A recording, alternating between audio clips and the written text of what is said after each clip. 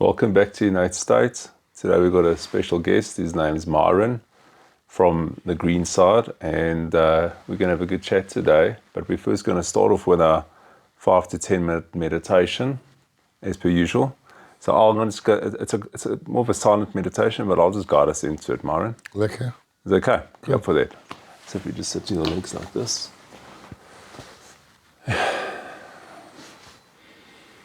Close your eyes.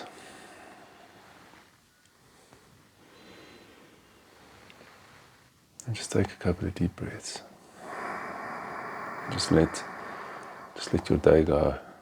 Anything that's happened, anything that's still in your mind. And then on each out breath, just relax a little bit deeper.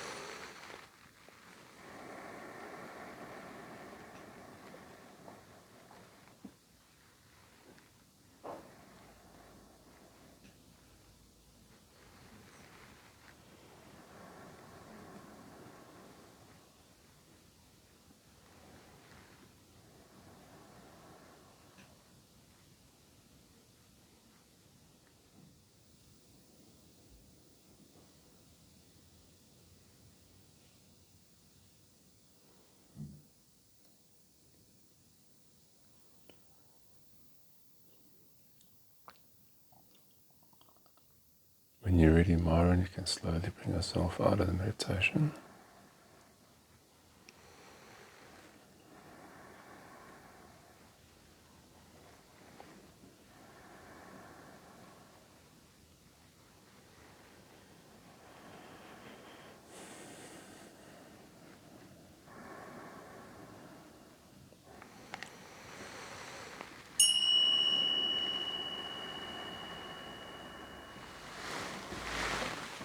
Myron. Cheers, welcome. Russell, welcome. Thank you. How was it for you? Nice, thank you. Just to settle it down a bit. Yeah, so it's good. It's also part of the reason we do it is just so people at home, even if they take 5 or 10 minutes like a day, they can, recenter themselves and find a still place. Are you a regular meditator? Well, I live meditatively, so I meditate within everything I do. Like in your day-to-day, your every moment kind of thing. But I meditated proficiently from the ages of 19 to about 32. Okay. And then somewhere along the line, it completed for me. And I needed to stop meditating to ground the consciousness I had brought in and then learn to become meditative. So I meditate like every day. I'll spend like 20 minutes in a bath most evenings before sleep. Most 5 out of 7, and then I'll just warm water, cool it down. Get a cushion, close your eyes, and spend 20 minutes just allowing yourself, allowing the thoughts to disappear. And then from there, get on the bed, get into bed, and before sleep, spend another 20 minutes in the bath just to clear the kind of the energy, etc. Clear the thoughts, clear everything, and then into bed. So before you go to sleep, you can just melt. So there's no more thinking, there's no more stresses. No, exactly. Evaporated. So anything that could upset that beautiful sleep time is dealt with. So I've been doing that practice for many, many years. So that I do pretty much daily. Well, that's very much kind of I suppose a different version of you could call it a meditation. Yeah, it's meditate. It's like it's similar. It's mindfulness. And I've learned a lot of in my years. I've learned a lot of so you get meditation. You light a fire and you then stare at the fire. You meditate with your eyes open, and then you allow the whole the colors start to change and move around in deep. So I've done all kinds of meditation, which is like that kind of a fire meditation. Yeah, there's just so many different. What's the difference now? You say you live in a meditative. So when you meditate, you are creating a practice to help you on your journey to being more mindful in your life and learning how to go into an alpha state. So you do that, and if you couple the meditation with yoga and you couple it with a lifestyle practice, you put it all together, you eventually get to a place that you've now you've completed something. You've transitioned. Something has shifted. You transitioned from one way of being to another way of being. So it's like you're here and you go there, and that's halfway, and then fully cooked. Get the cake fully cooked. For sure. And then all of a sudden you get to a place, you're there. There is much more consciousness available. You've learned how to harness the spirit and all of that. And now what you want to do, at this point, in my case, I was a meditation teacher. So my practice was teaching, decoding, working with meditation. So for me, in my journey, I had to stop the practice of meditation, stop the teaching of meditation, and move into a new framework, which I did, and then work with a new framework, which I did, and then work with being meditative. So coupled, it's like how hard does it take to get into an alpha? Yeah. So just before you go to sleep, you go into an alpha. Yeah. What meditation is going into an alpha. So I can go in and out of alpha pretty easy. Okay. Yeah. So because you practiced in it as well, of course. Because I'm highly practiced in it, it's like And you bring yourself back. So you constantly bring Now yourself I'm back. going into an alpha Yeah. state. Right now I Yeah. can move, the energy's fine, it feels good. So you're in an alpha state and you can kind of get into that alpha. Now you kind of, you know. Yeah, I get it. So then you operate in your life more from that space. You're not getting Yes. so lost into what you're doing, but basically more from that deeper place. You're coming from a deeper place. Coming from a deeper place, and what I learned after all my spiritual journeys by the time, and I'm 54 now, so it's been 20 years since that time, I learned that, okay, well, it's really about the present, right? Yeah. So there is really just the present, the past is the past, you know, and the future is an illusion. The future it doesn't exist yet. doesn't really exist, Yeah. you know, because you'll wake up in the present and it'll become this thing called the future. So somewhere along the line, you're like, aha, it's about today. Yeah. And it's about showing up. And then it's about being available to be more of you. So when I was in my mid-30s, I learned the focus was to be more available, to learn how to be more available, and that is where, if you're meditating, you're available when you're meditating in that space, and you're bringing in that meditative space. If you're becoming meditative, you're like allowing yourself to go with the flow, and it's more holistic in a sense. It's more holistic. It's more. So there's being and doing. So when you're meditating, and especially when you're practicing, it's you doing meditation. And then somewhere along the line, you start being.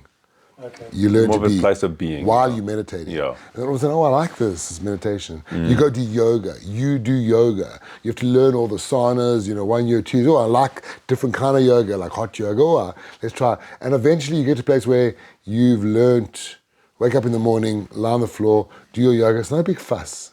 Yeah. And you're not doing yoga. You're not trying to learn anymore You just- because it's just, Yeah. you're just doing it. So you It's move just- from a doingness Yeah. to a beingness. With me, it was a full transition. There's actually a teaching by a guru called Krishnamurti, which is not who I followed. Okay. But he talks about this. It's one of the Yeah. Vedic approaches to, I love that. you meditate to a place when you then complete it. Yeah. But it's unique to everyone. Yes. So like your experience compared to someone else Correct. is different. Because Exactly. So it depends on. like for myself, I've also done practiced meditation, etc. for 25 years. And I have shifted into, a very like peaceful state, but I still, just out of, I think, Habits, maybe. ritual, I meditate every day. Yeah. It's just part of my flipping. It's like, putting your socks on. Exactly. So You know? so once you learn the skill, then it's there. Yeah. Yeah. So when I've, hey, let's meditate, it's like, oh, cool.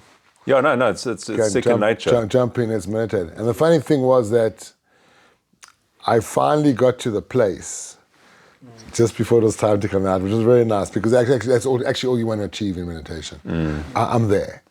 Yeah, I'm in that place because the mind occupies a lot, and you got to.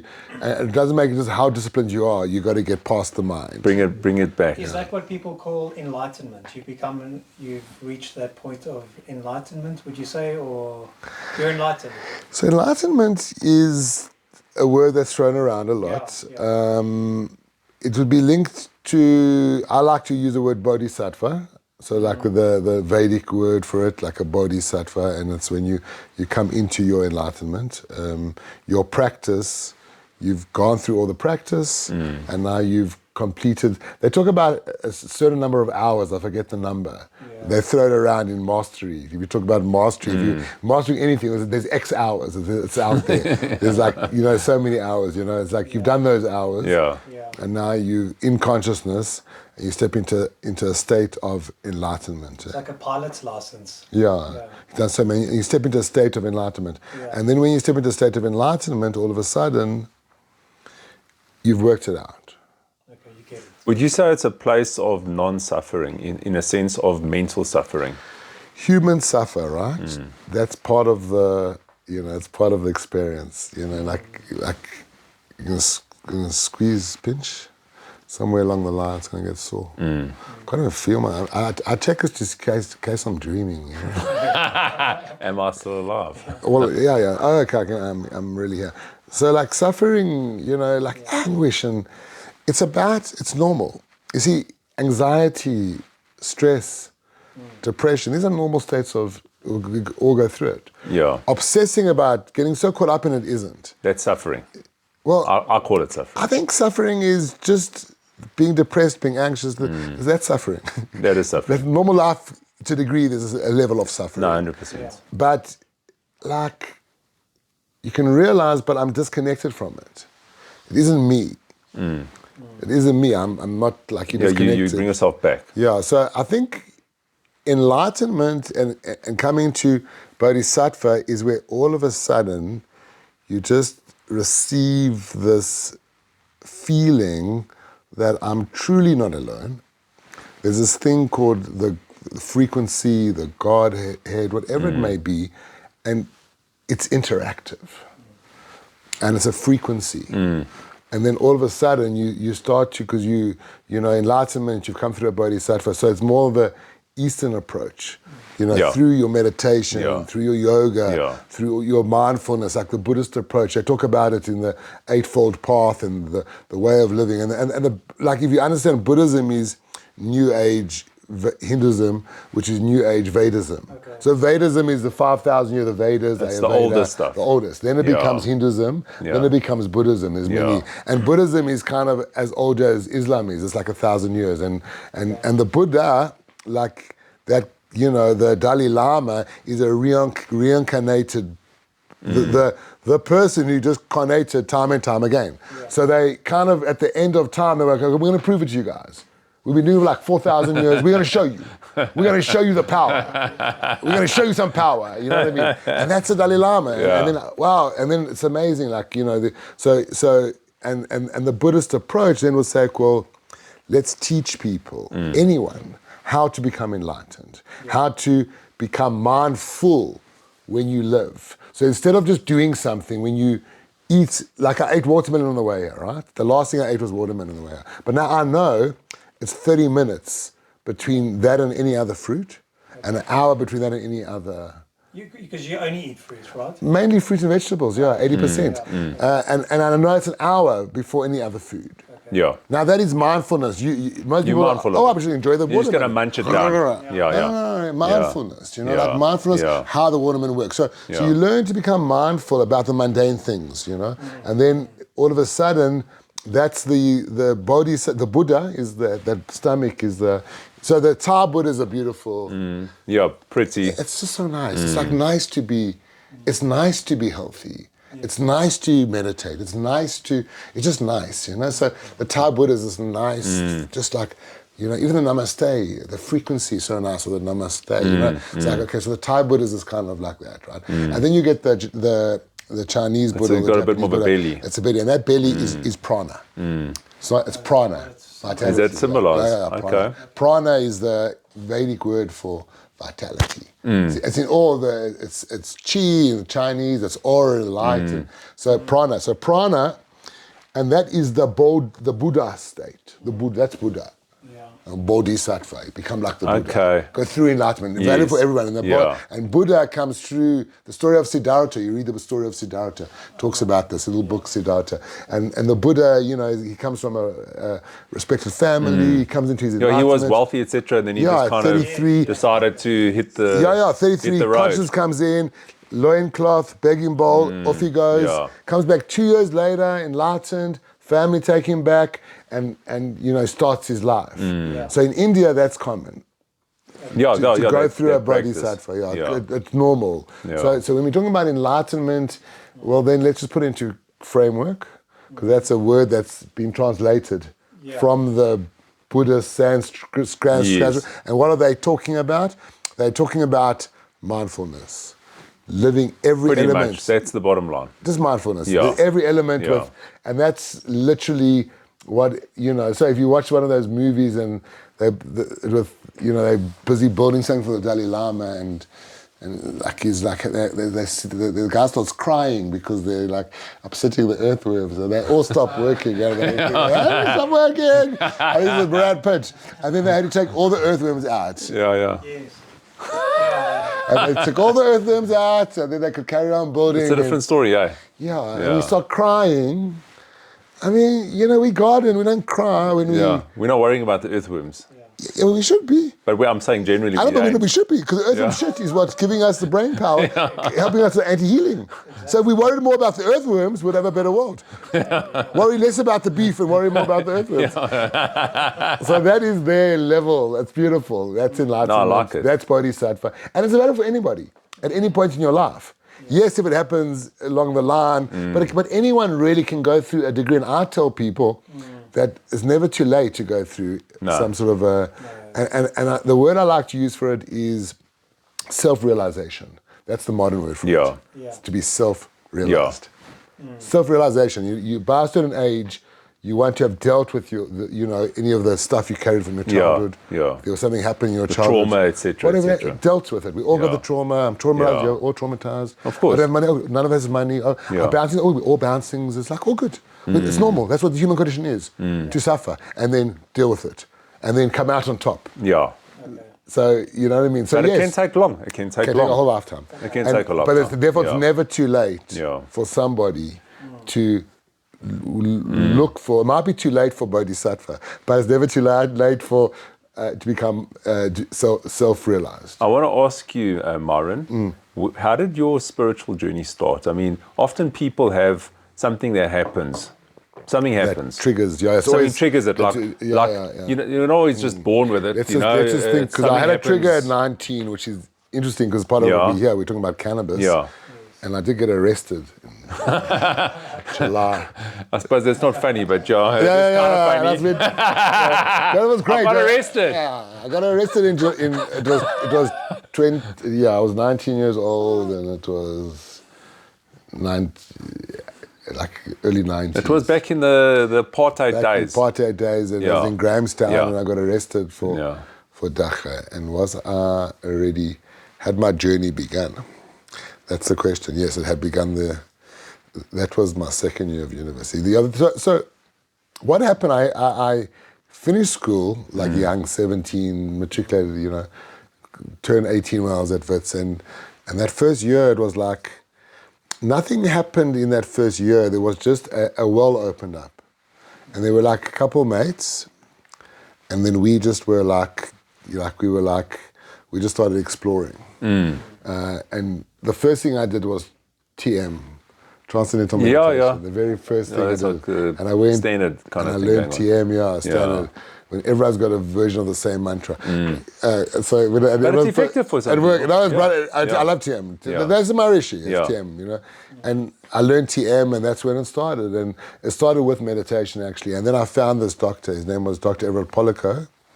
And he used to have a practice near the mines and stuff, and then he was a spiritualist, and he was in his 40s at the time, and I was in my 1920s, and we heard about him, and we used to go to him to learn Rudolf Steiner. Now, Rudolf Steiner, theosophy is very complicated for 19, 20-year-old brains, okay, it's just way too much, Rudolf Steiner. And then, but after the Rudolf Steiner, then he'll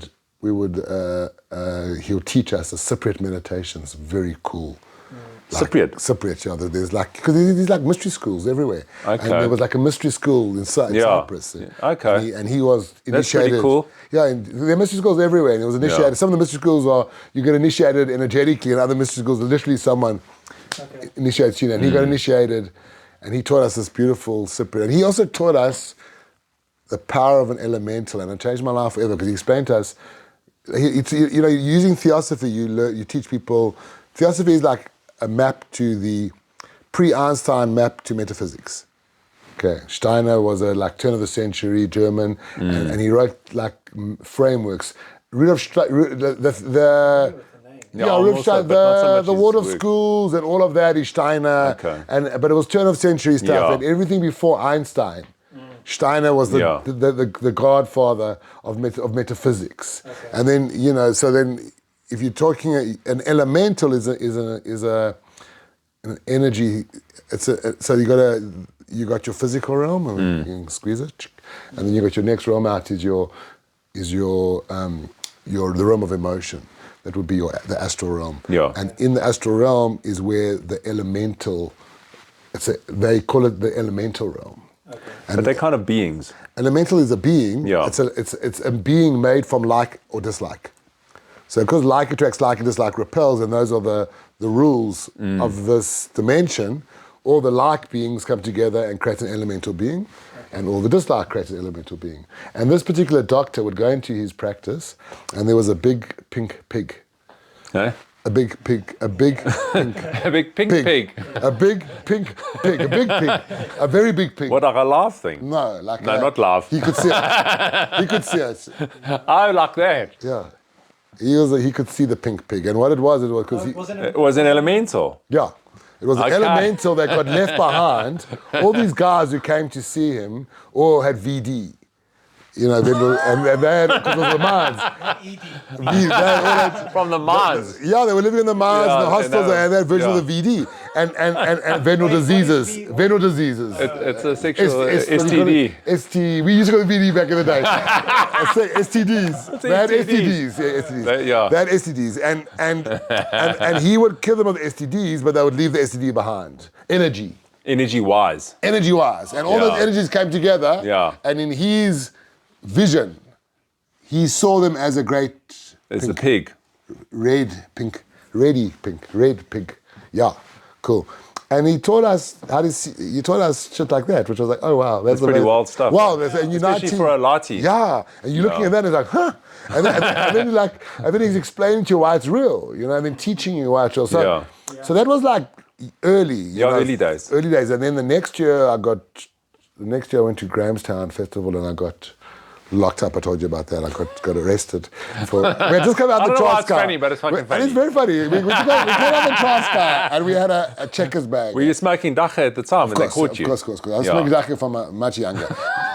This was already old. I got arrested the first time at 17. Okay, I was arrested a couple times for dacha. That's why I'm a dacha activist. So we had a checkers bag, this much dacha, a lot of dacha, like a whole bag of dacha. That's a lot of dacha for back in the day, yeah. And we we went to the Transcar and Port St. John's Coffee Bay.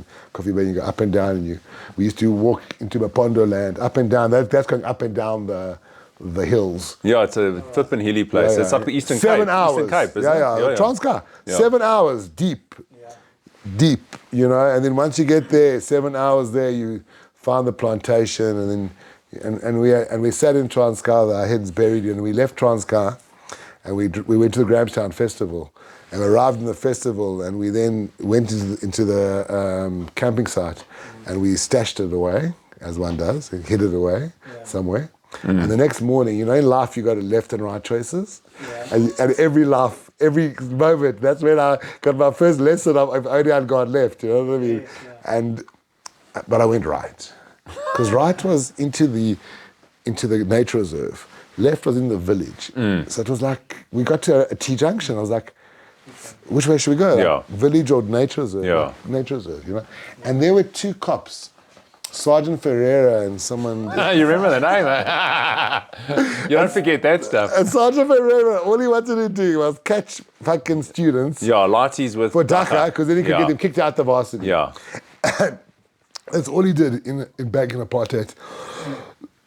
So what were they doing in the nature reserve? Waiting for dacha people to come, because the students were smoking the nature reserve. We want to go get high. So he was hanging out there waiting, and anyway, I got arrested and got off, and the whole story. It was a long story. So it was and then after that, it was like I had the spiritualist telling me that you're gonna get holes in your aura if you take drugs. It's like fuck, God now, so cannabis is not a drug, okay. And the friends were starting to take other substances. It was like, no. LSD or something, or whatever. No, I can't do LSD. I'm going to hold them all right. Okay. You think it's simplistic like that. You know what I mean? So that was a big woke me up. And that would have been a big trigger that pushed me deeper into carrying on that path that I had started of consciousness. So it was the right turn. Yeah, was the it was always the right Yeah, turn. you didn't make a mistake. Yeah. Every time, like the Krishnas, they have one piece of hair. And I love Krishnas. I mean, if anyone out there, you need some company, go find the Krishnas. They're the best. They look after you and they give you food and they're happy and they dance and they chant. What is it about the hair? So the Krishnas, they have one piece of hair, bro. Yeah. So that they can be pulled out, you know what I mean? So like, Come, China. yeah, so when you, like, you know what I mean? Krishna will pull you out. Rama will pull you out. You know? And that was me. Every time I went the wrong direction, I was just yanked. So I couldn't, so it wasn't like things happened. The minute I tried, I mean, I tried hard to do all the things, the bad things, because I was a proper rebel, you know what I mean? I wanted to rebel, you know what I mean? Like, I tried hard, but I just couldn't go that direction. Things always, and you know what I mean? So, yeah, so that's kind of, to me it was, spirituality was always something that I was designed, I only knew about it when I was finished school. When I arrived at Wits, and it was apartheid, and we went to, private school, just white people, and didn't really know about apartheid much, because it was cool. Like, No, because you were kids. Kids, Arrived at varsity, and it was like just before 88, yeah. It was like de Klerk hands off our campuses, and it was rough, you know what I mean? And you met people. And we thought it was the 60s. It was like the 60s. It was like, it was the 90s. It was the 60s. You know what I mean? Yeah. It was amazing. We had Rocky Street, and it was all happening around us. Rocky Street was cool. I used to go there as well. Yeah, it was all the Tad Deur and these places and the underground, and like we were the students that overthrew. Yeah, we were the last students that overthrew that. I mean, when Mandela finally came out, and whenever it was like 91 or something, I think by then I had a digs in Orange Grove, and I remember like just coming down to Louis Bertha from Orange Grove and had a big drum, because we were drumming them. Like all the kids are doing now, we've been doing that thing for like all these years.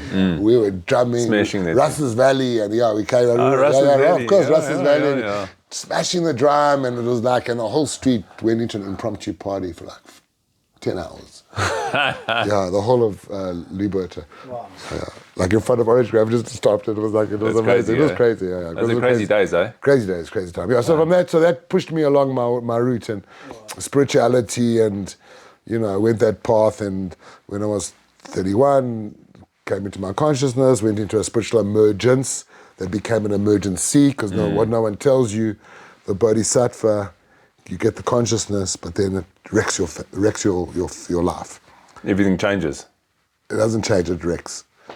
In what way? Because I know I remember you said you were involved in steel, etc. Like, and then you... Yeah, but everything kind of wrecks. It's like, this was before all of that. I mean, like, it's just like, you're married, and like everything, because all of a sudden you get this consciousness. You can feel, you can see. Something shifted. Someone shifts in you, and then all of a sudden you shifted, but your world hasn't shifted. Yeah.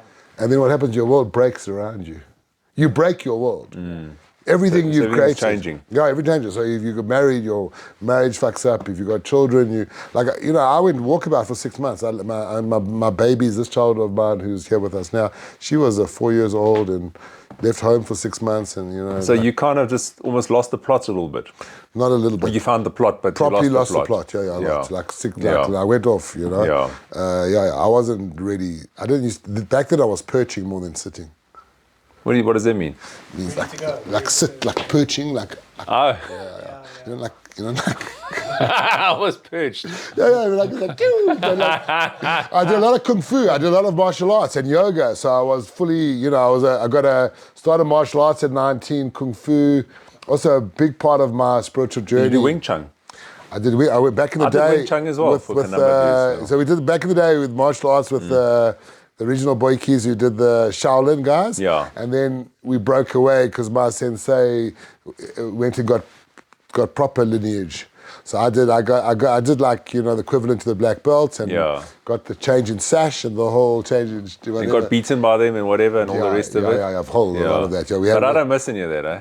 I did kung fu, I did karate, I did a lot of. I like fighting. I just don't do any active fighting stuff now. I'm just don't do it anymore. Yeah. But I used to enjoy it. But that time was fun.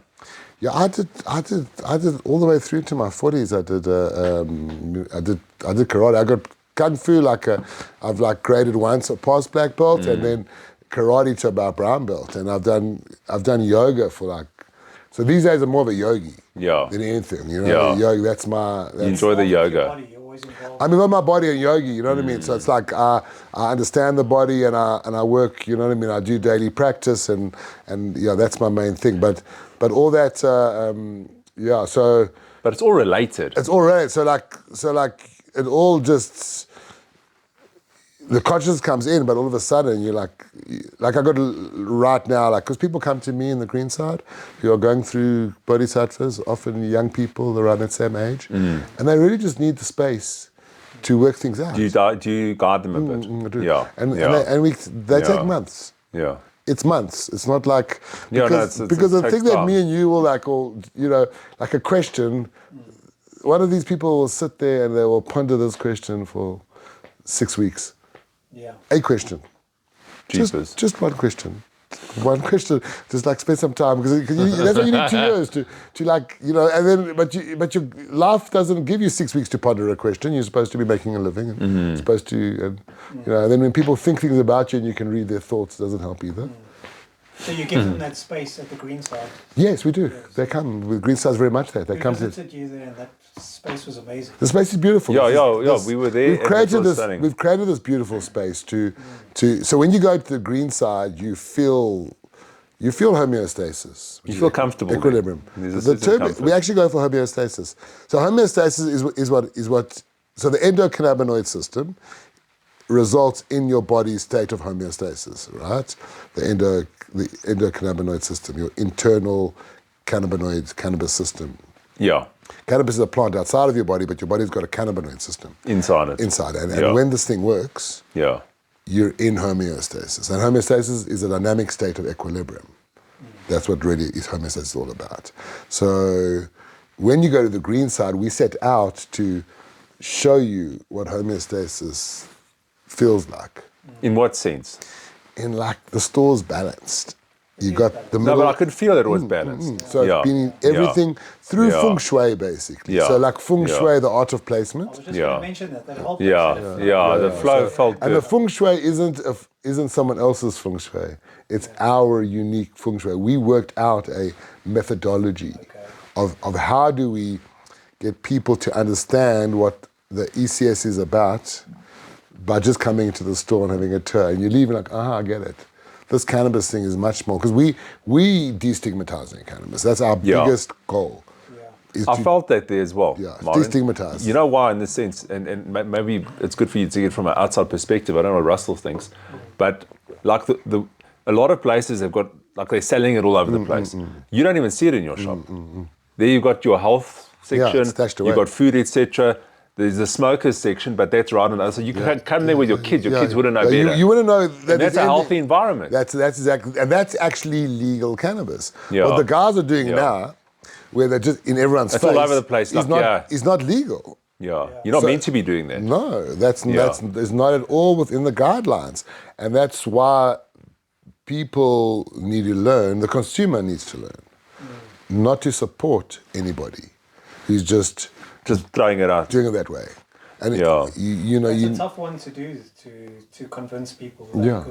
I mean, people want to just go in there and buy it. They think I'm allowed to, but well, you're not really. You're allowed to enjoy cannabis in your constitutional fashion, but you're not just allowed to sell it. What's nice about your shop is the whole health aspect of it and the holistic health aspect of it. And you come in there and you feel that. And then the cannabis comes in. It's not the cannabis first. That's the thing. There's a big difference. We created a unique value complement.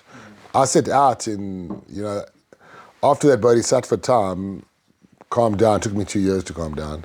Along the way, found my path to where I am today. It wasn't what I did. So it's very funny. People go through these different things, the mystery schools, and you think that's going to be your path for the rest of life. It doesn't have to be. No. It doesn't have to define you. You did that to get somewhere. And then, I was in my family business for a long time, 18 years, just honing my skills. And I was kind of waiting for the world to end.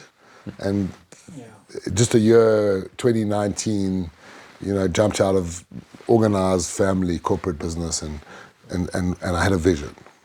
And I really did have a vision of like building, I'd really practiced with what I call a new reality business, just a business that runs on new principles. Yes. That puts the environment first and then it puts the customers second. And Just change your priorities and change your stuff. priorities around, Yeah. actually aligning with how we're supposed to be for coming into, the future fourth industrial revolution and whatnot. Okay. Didn't you say that we were already there? We are there. We might not be in the fourth industrial revolution, but we're in the new reality. Yeah. Yeah, the new it's already reality. happened. Yeah, we happened. Yeah. So, just before it happened, I got ready and started building this business new approach. And then when COVID came in, for me it was like, that was it. In what sense? Like this is the time to do it. I was waiting. No. Like I'd already done. The green side was built pre-COVID. Okay, the green was side. it? Yeah. Okay. The green side started in 2019. Okay. Yeah. We did it in 2019. We already had the shop open and launched for about 5 months before COVID happened. But when COVID happened, I knew that a pandemic was on its way. And we had built the organic vegetable business and we had built the mindfulness when it comes to the way we should take supplements. And we created videos that said, eat organic veggies and don't get the flu and die. That's quite blunt. Yeah. And we had made these videos before COVID. Now guys were getting the flu and dying, and now we just put it out there. Boom. So you are. Yeah. So suddenly you were doing business or what? You were selling veggies? Yeah. And then what happened? We got licenses to work. We could work because there was a lockdown. Yeah. And everyone was like, "Oh, lockdown! It's going to be a holiday. My company's paying me." I was like, "No, guys. This is the beginning of the end. There's no holiday. Not that simple. No, this is the end, Yeah. And I got going very quickly, and we, changed the way we're thinking, and we got a license to do food, and then the customers weren't coming to our shop because there was no one coming anyway, So what we did is we went to our telephones. So who do you have on your phone? And there were like 3 or 4 of us in the business, and we we made lists of everyone on our phone, and we just started saying, "Do you need any help?" And then people were like, "Yeah, I need help. And then we just started delivering. Okay. Yeah. And then I started writing content. Yeah. Like I wrote, because I wrote papers on because I had all this information, and I wrote a paper on how to deal with anxiety. Wrote a paper on how to deal with sleep. Wrote a paper on stress. And who did you share that with? Shared that. So what had happened was we had started the business, Trade Africa, and we had opened up the green side in 2019. And I had built something called Fresh and Healthy in about 2016. And Fresh and Healthy is a name that I gave to my NPO that teaches. So before that, part of my philosophy is that your body is a Merkaba. Your body is it's a beautiful Kabbalistic word for a chariot. And your body is a beautiful chariot. Kind of a temple in a sense. It's a temple, but a chariot moves. Yeah, true. Temples don't move. That's true. So hence, I like chariots. I like chariot. Yeah. Your body's a chariot, and it's Yeah. basically a giant gyroscope. Then you know how it moves. So you throw into your med, what I do. Do you do a Merkaba in your med? Yeah, so what you do is you spin one wheel this way, one wheel this way, one wheel this way, and then you spin all the I wheels. feel that in meditation. Yeah, Have you done that in a med? I've never done it in a med. So Whenever I get deep I'll into try it out. meditation, I feel my heart. Yeah. And you can spin a Merkaba. It's all linked to your heart, It's and then related to what the you heart. do, you spin it consciously, energetically, and then the magic is, okay, now it's time to, they start to move. Okay. So you can spin it this way, but you can't make it move. You with me? I can visualize in meditation a wheel moving, Yeah. do. You can feel it, right? Yeah. It's there. Yeah. Now I can do another one. You can feel it's happening, You right? mentioned that wheel within a But it's subtle. It's quite subtle. Yeah, now you're doing a third one, middle one. But it's subtle. Yes. The energy is now subtle. to make it move, you can't just say, No. that's not going to make it move. No, it doesn't do it. It makes it move. I like that. Yeah. Okay. Inside, inner flip. Yeah, just Inside. a flip inside. Yeah, Let's go. switch. So for me, the body was a chariot, and then in order to feed the body, you got to feed the body organic food. Yeah. And I'd been feeding my family organic food. I raised all my kids on organic food for 20 years from a beautiful farm in Centurion that was certified organic. And so I created a business and it was a mission to go pick up the veggies from a depot. So I wanted to create, and it was right at the beginning of the tech, and I wanted to create a business that picked up the veggies from the farm and distributes it to your house. Convenience. Same day, convenience. And Yeah. then, so that's where Fresh and Healthy was birthed, like that, about 2016. Okay, so that was kind of your initiation into a food business as such. Correct. And Fresh and Healthy was designed never to be a huge business or brand. It was designed. Has it become a decent brand? Well, I'll tell you why now, because it's without Fresh and Healthy, there's no green side. So I made it my MPO. I made it my give back business and then we distribute organic veggies, and we were doing that. So then the Merkaba, so that's why the veggies was there to feed the body, because the body needed special fuel. And the fuel we were buying didn't have right minerals for the brain. So that was part of that, And then just before cannabis had started, people were asking me for like what we call FICO today. Back in the day, we called it RSO. What is it? Full extract cannabis oil, that black tar stuff. Okay, that used to get in the syringes. And Rick Simpson or RSO. Okay. People call it RSO, but that's actually a FICO. Okay. And I had a few patients back in the day, so I would put the FICO in the box, buy a box, in the box. Yeah. Stash Just started like stash in the box. selling it to them. Selling them, but not making a profit, because it was all for just putting in $1,000. No problem. Because it wasn't for profit. I had a big business, in the big family business. I started this while I was already in my big family business. Okay. Then it was just before the industry. It was like, industry was 2018, So it was like 2017, and we had found indoor. We always used to smoke outdoor, Outdoor. We were outdoor boys. For sure. That's how we grew up. Loved outdoor. Yeah. Chronic, nah. Tobacco, nah. Swazi, loved it. Good old Swazi redheads. Raybard, man, Raybard. Love it, outdoor. And then good outdoor. And then the guys introduced us to indoor. And I was like, fuck, now this is nice. This stuff is another level. This is another level. But now it's the outdoor was cheaper, and now the stuff is expensive. No, it's not cheap. And it's not cheap, but it's like, fuck, I don't know, it's very expensive stuff. So then we worked out, okay, there were 10 of us, we could get 100 for 100. 100 grams for $100 a gram. Okay. 10 grand, 100 for 100. It was like the wholesale price. So I got 10 guys and said, you want a bag each? I said, cool, they're in. I said, okay, but you have to buy the veggies. You got to get veggies as well. I said, I don't want the veggies. But just give me that. So, no. It doesn't work like that. Sorry, it doesn't work like that. If you want the flour, you buy the veggies. Okay. So I started selling veggies. with extra herbs. With extra herbs. And I put the herbs in the veggies. And guys, veggie sales went up amazing. And I was the only guy in town selling herb at cost price, because we weren't making any money from the herb. We You're making it from the veg. We weren't making money from the veggies either. We were just selling the veggies because it was my give back. Yeah. Because I wanted people to get the veggies to North America. And then it's like 2018, and it's like waiting for this cannabis thing to happen. And it's just before 2018. Just to get passed and etc. Like waiting, we're sniffing around. We got Davis judgment in 2017, and we know about that. And it's 2018, we know it's going to the Con Court. And lo and behold, 18 September 2018. Can't even tell you the time. I have to find the time. Yeah. The time. Numerology. Chief Justice Zondo, and 17 other judges, 18 people. 18 is a number, 18 is your chal. It's like 18, 81 is 9. 9 is a gateway to unity. So 18 judges, 10 is unity. 18 judges, file. Cannabis is legal. File that. Because in Davis, they filed in front.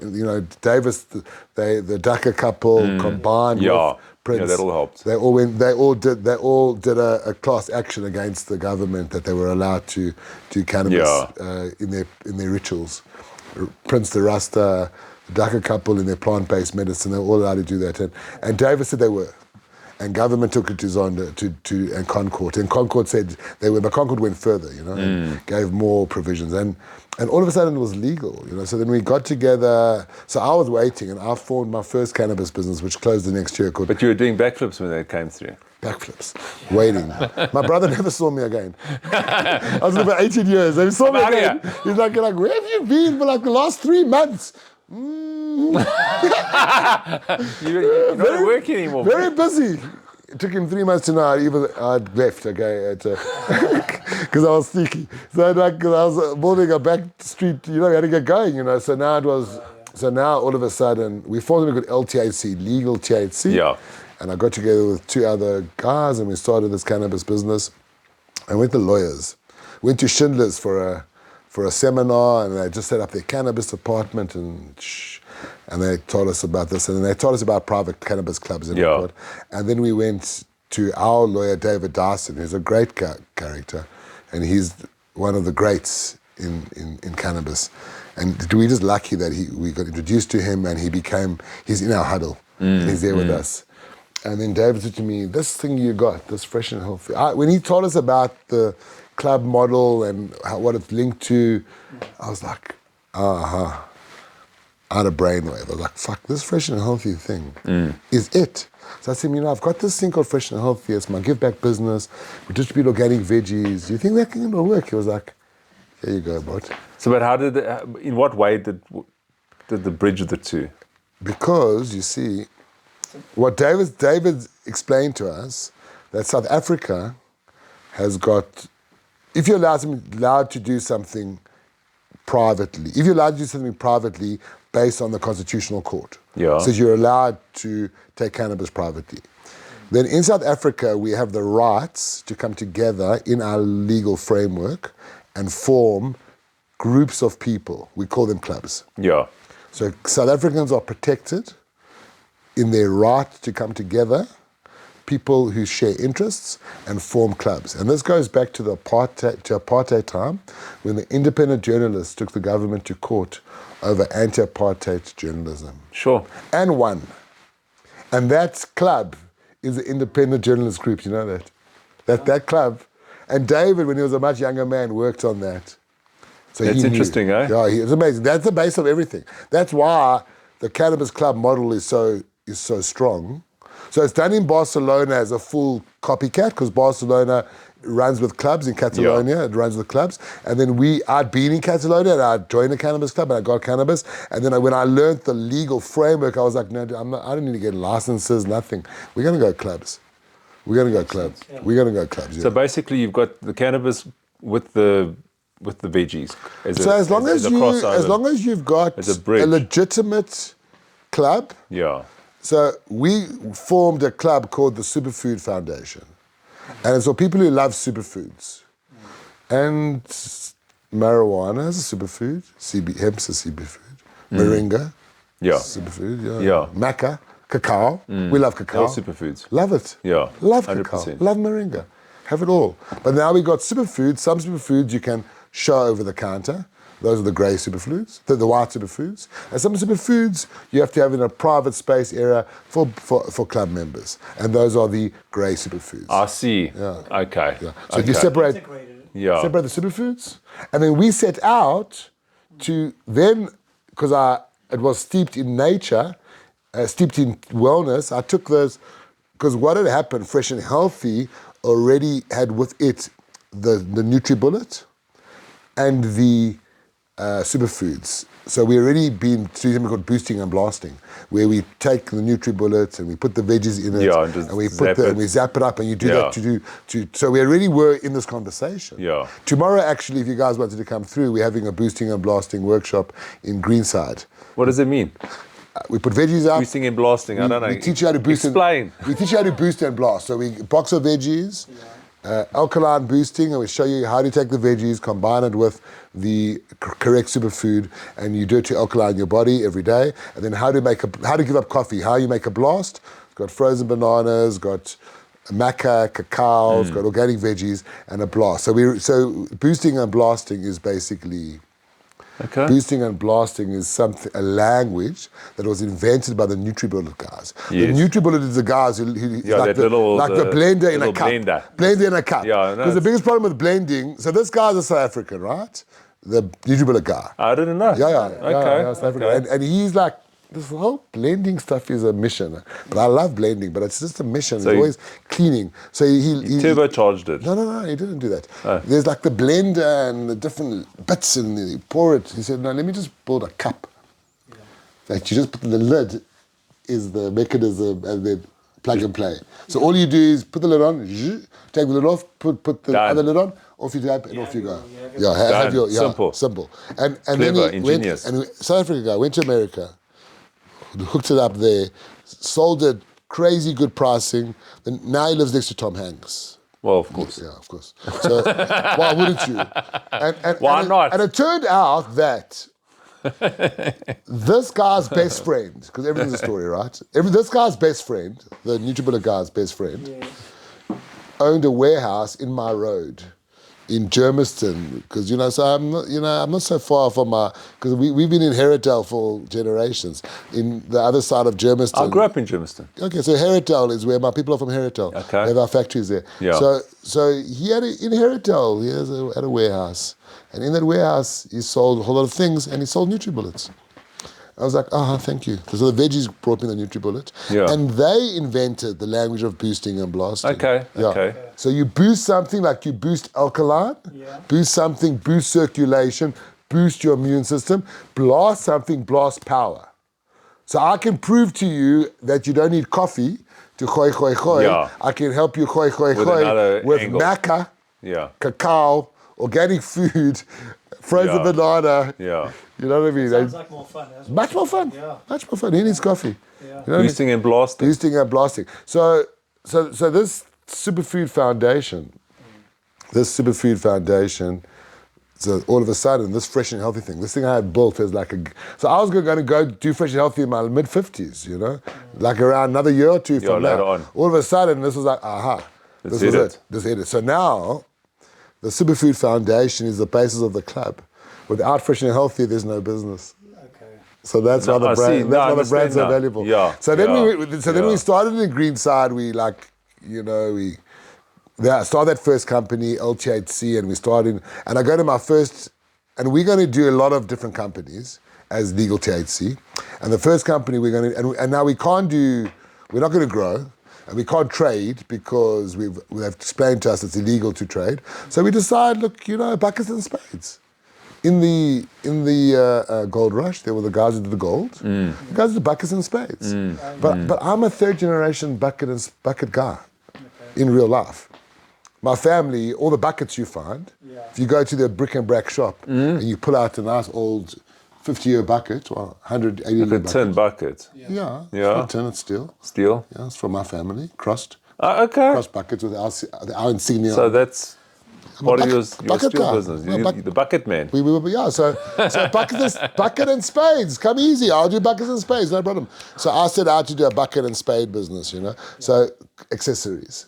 Okay. And I come out, and my second generation family business that I'm in is called Krost Office Products, which is an accessory specialist. Okay. Yeah. So I thought, I'll just do another accessory. Yeah.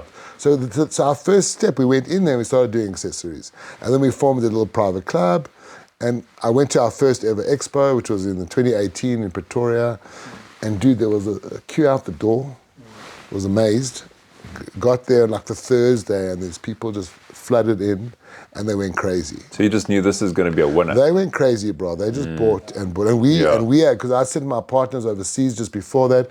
They came back, we had seeds. The Royal Queen seeds arrived at the show. The guys attacked it. You've never seen it. They attacked it. It was crazy, yeah. So that was 2018.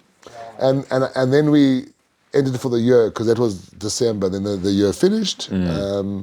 And then it was 2019. And then went on a holiday because we shut our factory, Builders Holiday.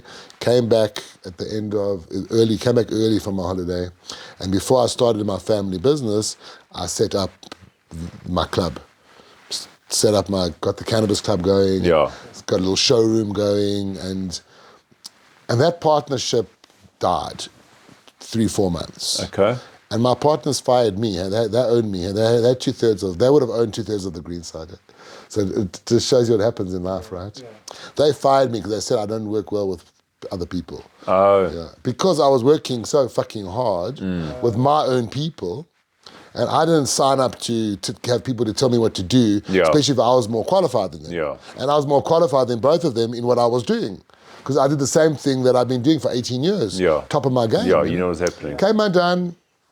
I owned the green side, which I had in me and my brother owned the store. I owned that shop. And me and my brother, we had bought that before. And I had like a bit of a family auction on properties, and I got that property in the Greenside property and evicted my tenant. And I was like, okay, I'm going to move in here. And I was like, what should I call this business? Canna Trade Africa. That was it was Canna Trade Africa's showroom shop. What should I call it? Yeah. I'm in the street. I'm like, the green side. So it makes sense. In Greenside. In green, it was beautiful. And it was never supposed to It was destiny. And it was never supposed to be a brand in my mind, because I was going to open up the Norwood next. Not break it. N-R-E, Yeah. in Norwood. Yeah. And in every area, you open up a store. It was like Country Africa's the green side. Country Africa, the Norwood. Yeah. You know, the bean only. That's what it was going to be. But Yes, never happened. But I Never, love the green it. side's much better. So what happened was that people started fighting with me over the name. Like, people started saying to me, like, the gangsters in the area said you can't be here, and the hippies in the area said you can't use the name. And the more people fought with me, it's like, no, bro, I'm going to do this. I own this property. This is my destiny. I can call it whatever I like. But then I went and I trademarked the green side. Did you? Yeah. And we trademarked. And then we trademarked the green side, fresh and healthy. And then we trademarked Canna Trade Africa. So they all trademarked brands. Yeah. So but that was the right step, obviously. And then the green side became a brand. And then what happened is, like, so when we opened the first green side, it was in September of 2019. 300 people arrived at our opening it as well. Because I'd built the fresh and healthy, because I've been, like, I'm MK, right? That's my initial. Myron Krost, MK. I'm known as MK, you know? You know, like, MK. The MK party. It's my handle. it's my handle, like, MK is my handle. And people know me as MK, you know? Is it? Yeah. Okay. And I've been busy in Gauteng my whole life. So I'm known in this town. You know? And either you like me or you don't, right? It's like that, you know? When you're a busy person doing stuff, other people like you or they don't. You know what I mean? Yeah. So instead of, like, Myron getting out there and doing stuff, I was like, okay, now I'm going to do it under fresh and healthy. I'm going to do all my provocation. I'm going to make other videos that says, like, you know, eat spirulina and don't get cancer and die. Yeah, crazy shit, just to get people to fucking just to get angry. Yeah, to trigger people. Get them triggered. To trigger them, so we get... And motivate them. Yeah, motivate them, so we get a lot of that. So people learn about our stuff because of the angry people. And they're going to fucking read about it. Yeah. So now they're pissed off. So it was a whole... You're not trying to get people to love you. No, I was looking for angry. I was looking for haters. I love it. And I was looking for haters. It was a good thing. Brilliant. And then what happened was, like, so I was used to getting people angry, you know what I mean? Because I was provoking them.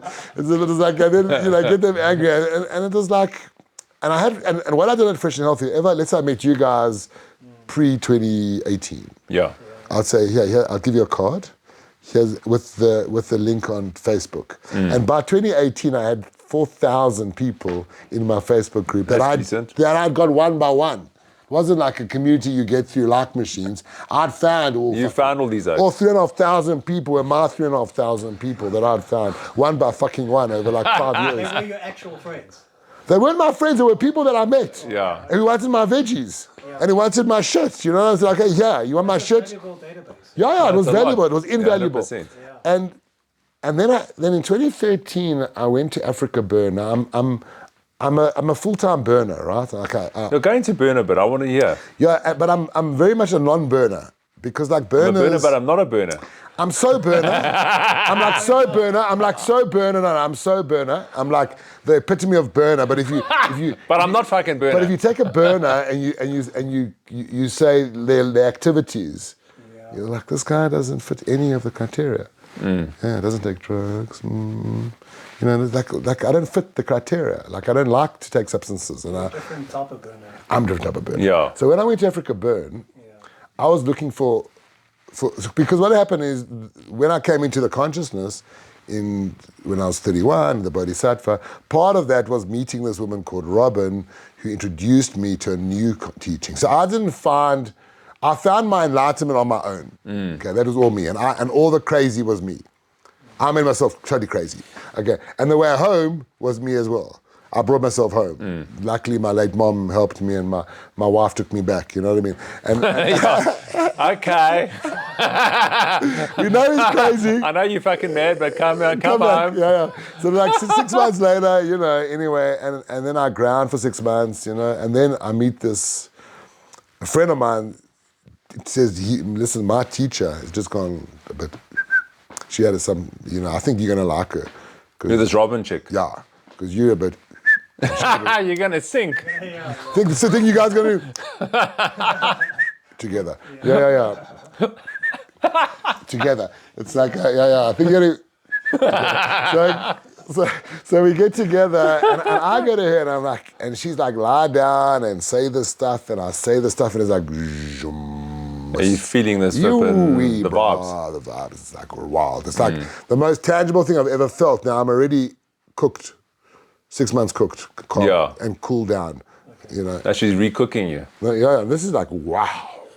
And this is like, coming from me, it was big. You know, it was like I'm used to, I was, you know, doing serious meditation, which we were trying to levitate. Like a whole lot of us, we were trying to all lift up together. That was a level of meditation. I was like, when I guided meditation, you knew about it because you weren't left alone. I was in your head. Okay. You know, I was there. Sorry, we over here now. What are you doing in that thought? You know what I mean? We actually all do umming now. Come back to the umming now. Okay, sorry, we're not umming anymore. We're now deep breathing. You know what I mean? Okay, I'm sorry. Next time I'll do better. Okay, next time I'll do better. So, I was that kind of meditator. You know what I mean? So I just lay down. It was beautiful. So I joined her.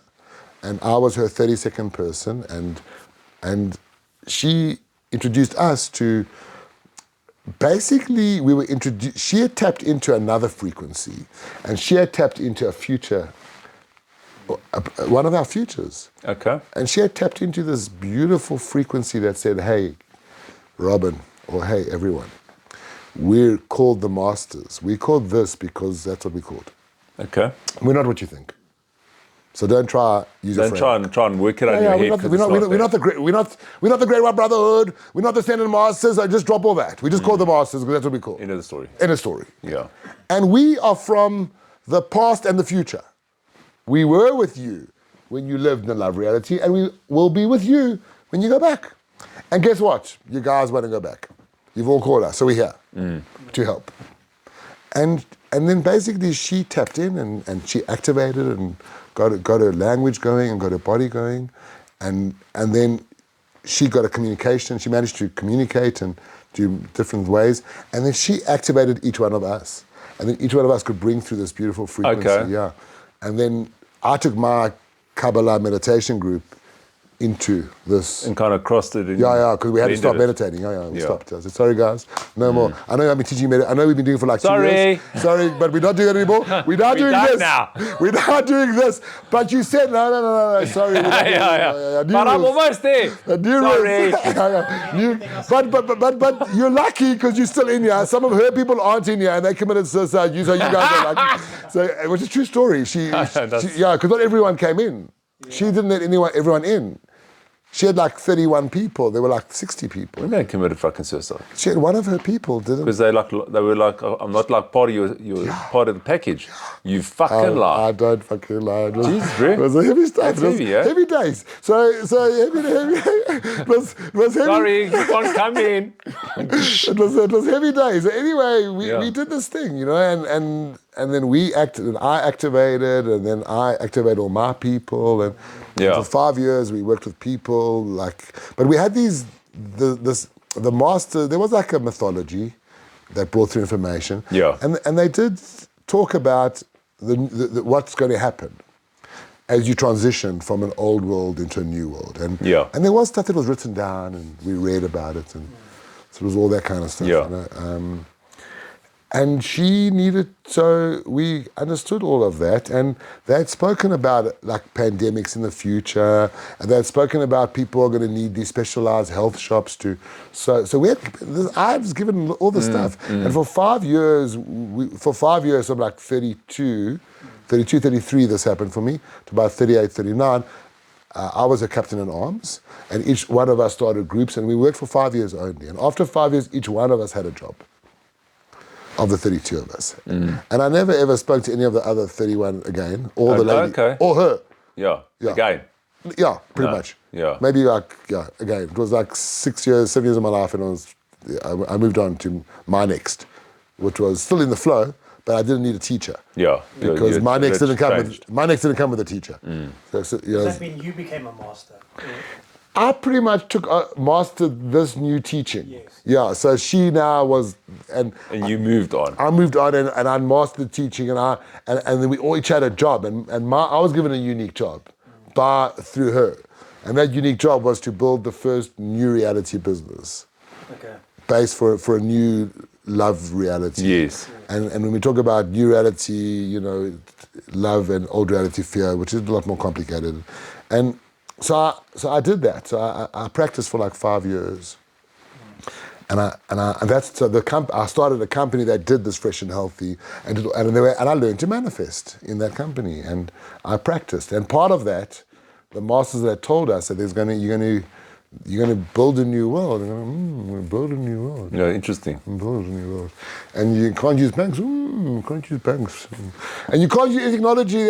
No technology. It sounds so building a new world without a bank and without any technology on the planet. Yes, that's it. Okay. Very nice. Okay. Challenging. Where are we getting it from? You're gonna work it out.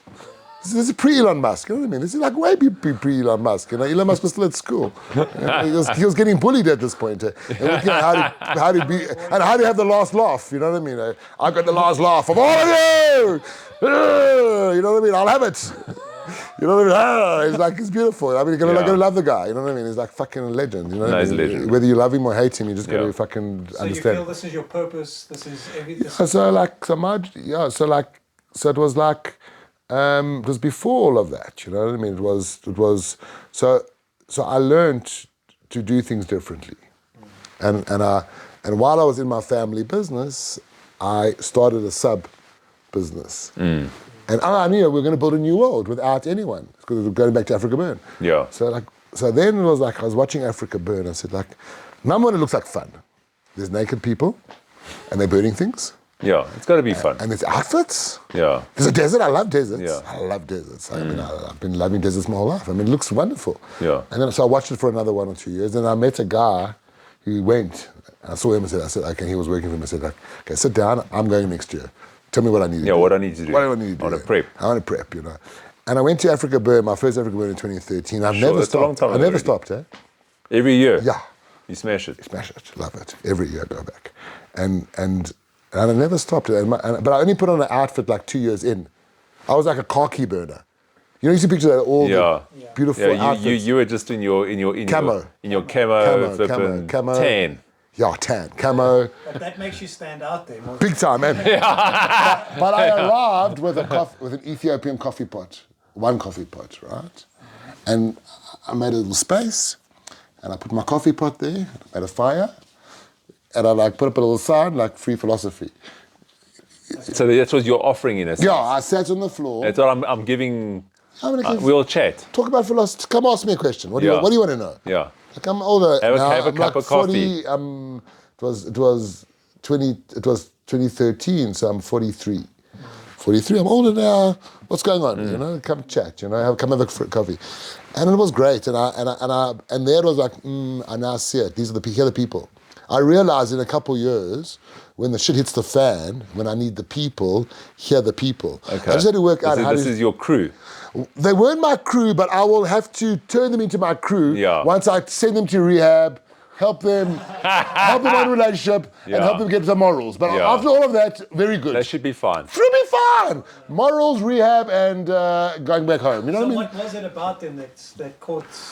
Because basically it was like, how do we build something without like the master said that you're gonna build these new ways, but you're not going to use banks. You're not going to use anything that exists right now because it's all corrupt. Yeah. And I was like, so that means so in Africa when we got rules, and one of our rules is called decommodification, to decommodify. But because there's no money exchange in that sense. Exactly, decommodification.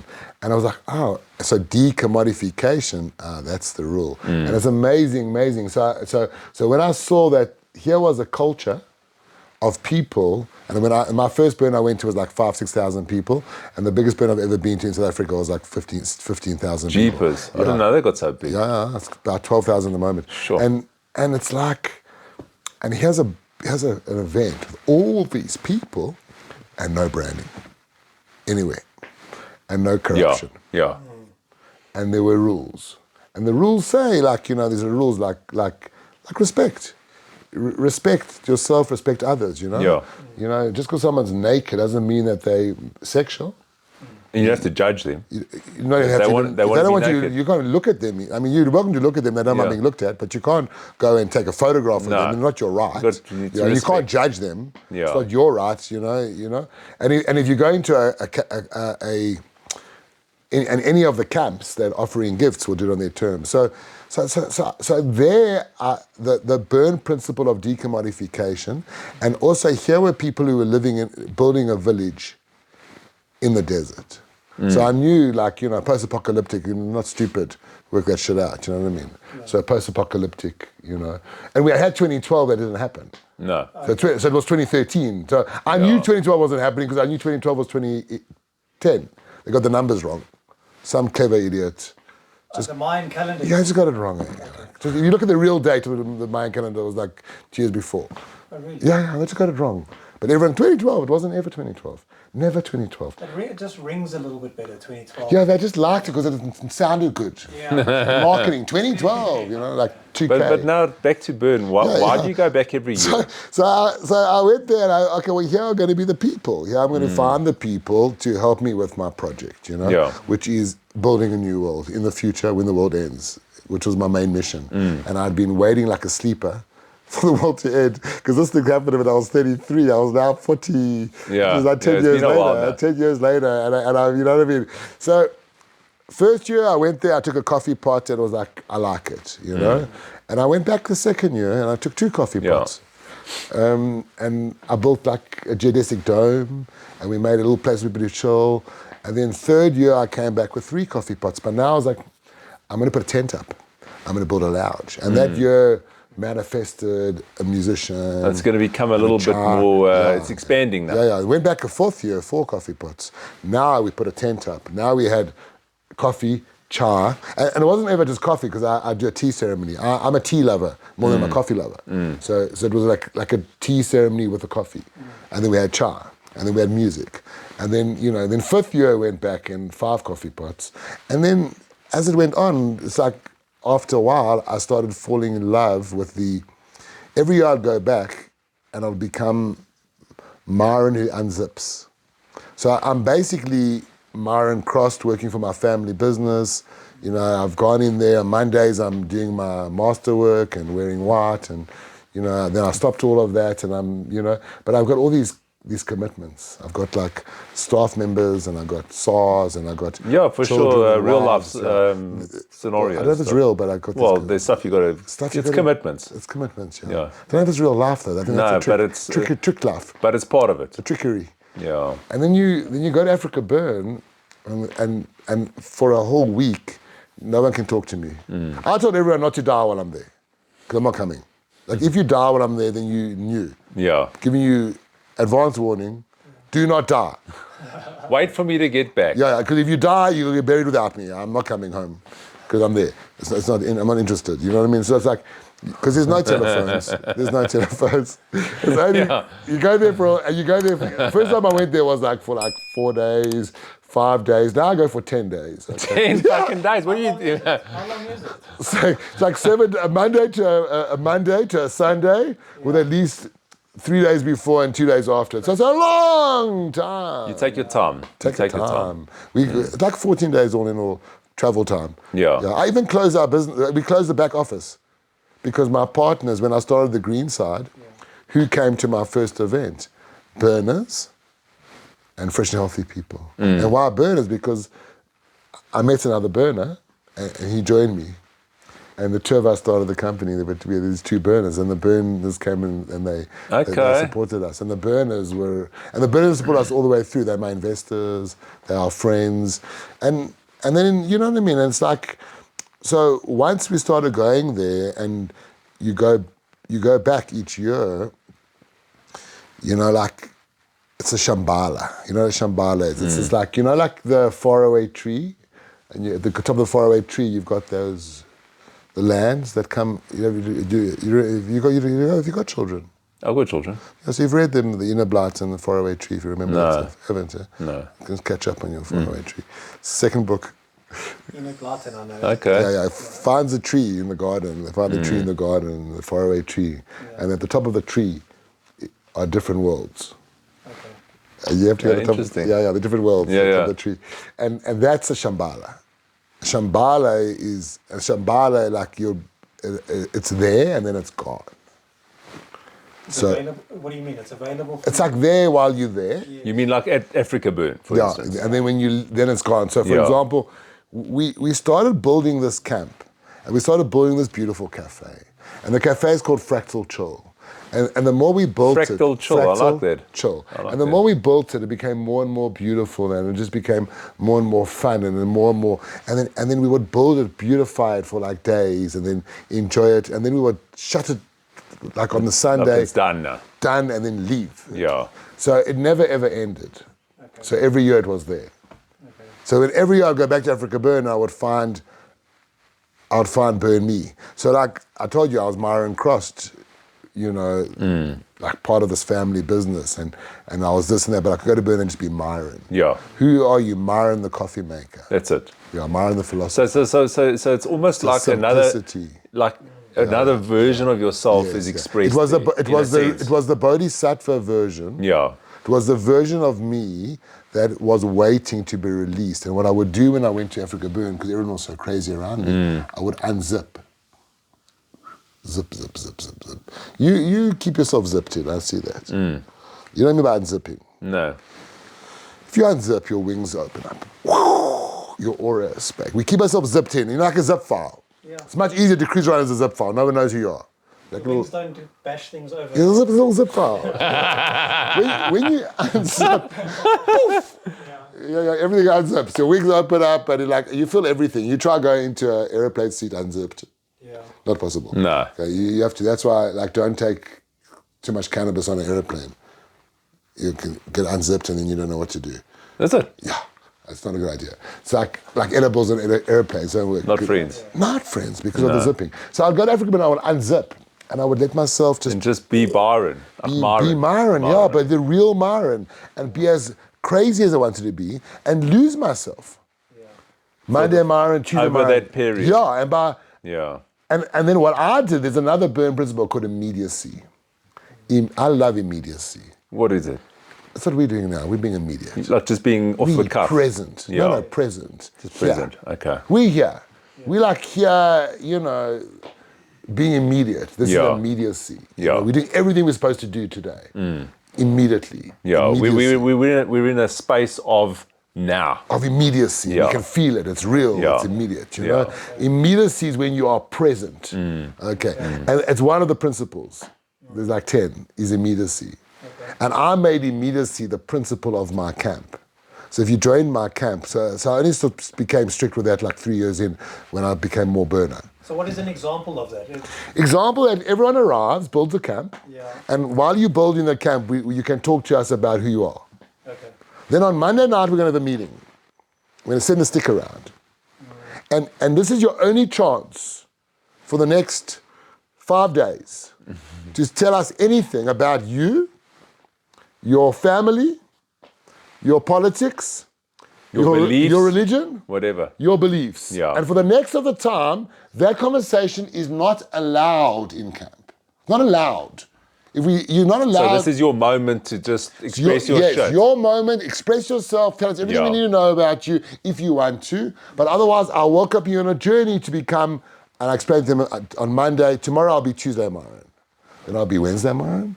And about Saturday I'll be the most cooked version of me. Triple cooked Myron. Yeah, I'll be 100% cooked Myron. And each day, In the best way. and each day I'll get crazier and crazier and badder behaved. Nice. Because I'll become as childish as I want to, Yeah. and behave as badly as I want to, because that's what everyone else is doing on substances. Because you feel free. And because they all take their substances and party between the hours of 2 o'clock and 6 o'clock, and because I go to bed around before they go, before the crazy 2 o'clock's the witching hour, So before 2 you got to be in your bed, And what happens normally in Johannesburg, we all go to sleep at night, and we are actually neighbors in sleep space. When we're sleeping, we're all bombing around. There's not much space because we all are trying to get home and back. It's like a traffic hour. Trying to get home to source and back while we're sleeping in dream, So there's not a lot of space. Yes. But now you go to Africa Burn and there's let's say 10,000 people, but let's say half are awake. Yeah, because they're jolling. Yeah. Do you know how much dream time there is? You got not understanding how much space you've got for dreaming. Because they're fucking not. Correct. You got their quota. It's interesting. Interesting. And what happened is that made me crazier. Okay. It made me crazier and crazier and crazier. And also you'd wake up with a bit more refreshed. I'd wake up every morning at 7 for the sunrise. They would be climbing into their tent. Hi guys, because I don't do anything. I feel I'm like a guy filling the potion. I can't take the odd MDMA. I can't take the odd LSD. I can't do mushrooms. I don't do high level San Pedro. I do fuck all. You know what I mean? I do cannabis. I don't do alcohol. I do none of the stuff. Because I'm too sensitive. Yeah, true. So I'd like to. Yeah. I mean, I remember ecstasy. It was lovely, Back in the days. Yeah, wow. What a feeling, Yeah. I remember LSD once. I loved it. You know what I mean? I had the trip of my life. I was like 20 something, and I've never done it since. One full microdot. It was like fuck. It's like, but I can't. What do you say your style of living and your mindset has amplified or made your body so sensitive that you can't? Yes, because when you learn to traverse Jacob's ladder, in and out of consciousness, you learn to traverse. You got your 3 dimensions, 1, 2, 3, and then you got your 4th dimension, which is the realm of dreaming, and then you got the heavens, right, which is 5 to 10. The ethereal realm. So there are some meditations you can also do when you move through the realms, But you can't really access the etheric realms on substances. No. Yeah. You can just stuck in the astral realms, the realm of dreaming, where the ghosts are, when the spirits are. That's what people want to do. That's weird. They want to take substances in their leisure and go hang out with ghosts and spirits and entities. Well, they don't know that they're doing it. Well, they should know by now. I mean, you live in the world of the internet age. It's easy to know. Just ask. Just ask the question. Hi, ChatGPT. Who's in the astral realm? Okay, I'll tell you. That's where it happens. So, but now when you go to access the heavens, you can do that a little bit of meditation, and you can do that through. And if you learn to traverse the bodhisattva, if you learn the Jacob's ladder, you can, what I call the trip line, you can access these states of consciousness that everyone's tripping in without anything. Because being in that environment. Yeah, of course it does. Yeah. You need it. Yeah. No, they leave you ladders everywhere. One hit of a joint, a little bit of a spin, a little bit holotropic, a little bit of breath work. Done. Boom, in. Yeah. Okay. Yeah. So I like Africa Burn for me, and what's happened, because I've been there for so long, and then I needed to I then helped burners find new ways of moving away from the substances, moving over to the plant-based, to lower dose, using muscle memory and neuroplasticity. That's a nice word, right? Neuroplasticity. I like it. Your own muscle memory. Yeah. You've taken MDMA so much, you've well done, you've practiced, people. Yeah, You're so you can well stop practiced, now. you can stop now. Yeah. Now, Yeah. use a stimulant that will, like Kratom and other, we sell them in our shop. Yes. We build these stimulants. I remember seeing that. Use a stimulant Yeah. that's all totally over the counter that uses your own muscle memory. Yeah. It's awesome. True. Yeah, true. More natural. True story. Yeah, 100% natural and no come downs and stuff. So you can use that. So the burn community was perfect for me. And then it all worked out. You know, I didn't really know. So this whole, everything that I'm doing now, I was designed to do. Yes. No accident. Yeah, It 100%. all, my life came undone. I landed up breaking my hamster wheel in my family business so that I wrecked that option. Then COVID happened, that wrecked anything else. And then it was boom, I'm awake. Now COVID kicked in and I was writing, so all of a sudden, everyone went quiet. We just filled up the space with publishing stuff. Just meant to be. Yeah, and then we pretty much went viral through COVID, and we've never stopped because shit keeps happening to us. Like AKA came along somewhere in our journey, and the right partners come along, the right things come along at each step because we are occupying a niche. Nature abhors a niche. Yeah. So we are occupying a niche. There's a space. And I was with a billionaire recently, he's an amazing man, and he was like, well, I'm not going to tell you who he is, and he's been mentoring me, and he likes animals more than he likes people, and he's an interesting guy, and he says to me, the last time we met, he said, you're not creepy crawly. And I said, I'm sure I'm creepy crawly. I'm sure I'm creepy crawly. Creepy crawly. I said, you're not creepy crawly. I said, but I'm sure I am creepy crawly, but I'll think about it for a while. Heavy thinking. So when you're going to think about something, like other people I think about things properly for long. I can think about something for years. So what's creepy crawly? Exactly. He says, you're not creepy crawly. Like, he used the example, creepy crawly changed the world. All of a sudden, they made this thing called a creepy crawly. And it fucking cleans and a pool. it cleans a pool, and everyone tried to copy, and there's only one creepy crawly, you know? Barracuda's not creepy crawly. No. There's one creepy crawly. No. It's creepy crawly. So I thought about why I'm not creepy crawly. And then I realized, but I am creepy crawly. It took me about 6 months. And I called him up. I said, I have him on my computer. I said, hey, da-da-da. I called him up. I said, listen, I found my creepy crawly. Please come and let me know when you can come see me next. He's a billionaire. The last time I spoke to him, I was buying like 20% of Shell or something. So I don't know. So it's like a billionaire. Yeah, like yeah, he's worth stupid money. billions, you know what I mean? So I don't see him often. I'll have to wait for him to come back to town, another 6 months. And I worked out why we are creepy crawly. And why are we creepy crawly? Because when pharmaculture doesn't work for you, which is basically organized medicine and the whole thing, from, when pharmaculture doesn't work, I like the word pharmaculture because the other words we don't want to say a lot because there's listening devices. So when pharmaculture doesn't work for you, then you come to the green side. Yeah. And when you're fed up, and when you can't afford the scans for your stomach, but you're so sick, and when you just don't know what to do, your eczema just won't go away, and you've tried everything. Yeah. And when you're, you know what I mean? When you're so depressed, when you're so addicted, you don't know what to do. Rock bottom. Just come to the green side. Yeah. Rock bottom. We will help you because we will give you the truth, number one, and we'll give you the teaching for free. Yeah.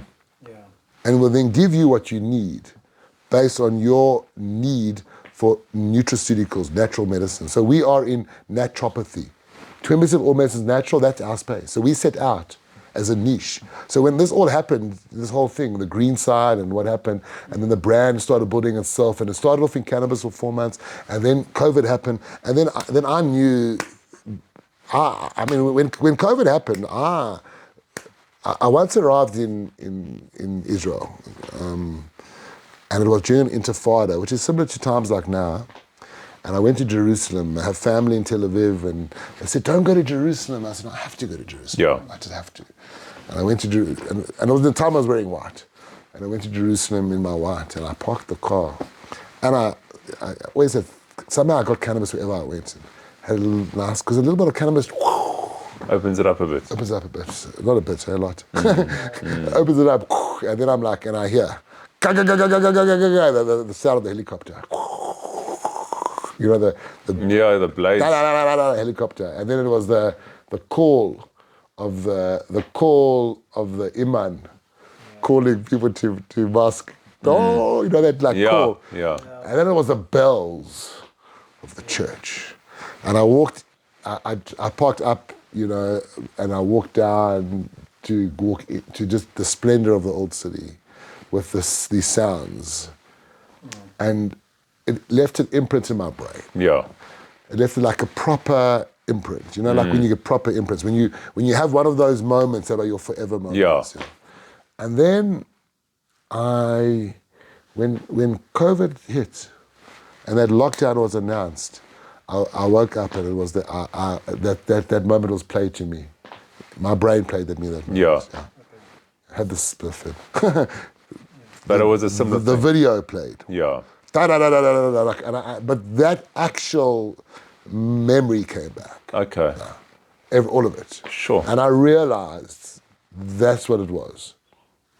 I had been prepared That was your sign. 10 years before, and I had been there in my white days when I wore white and I was fully, before I went off and, you know, it was given my job. And then that was the sign I was waiting for. Okay. And then I came awake, and my life has never been the same since. No, but it's amazing. Yeah. It's like you're in the flow. Yeah, I jumped in. Yeah. And I jumped in and I was like, cool, I'm done. And by then, what the nice thing was, I'd already, back in the day, I went through the Bodhisattva, but I still was involved in my family business, which was old reality, you know, duality-based, greed-based. Like, you know, big business in Africa is greed-based. No, you know, of it's course. about us and thems.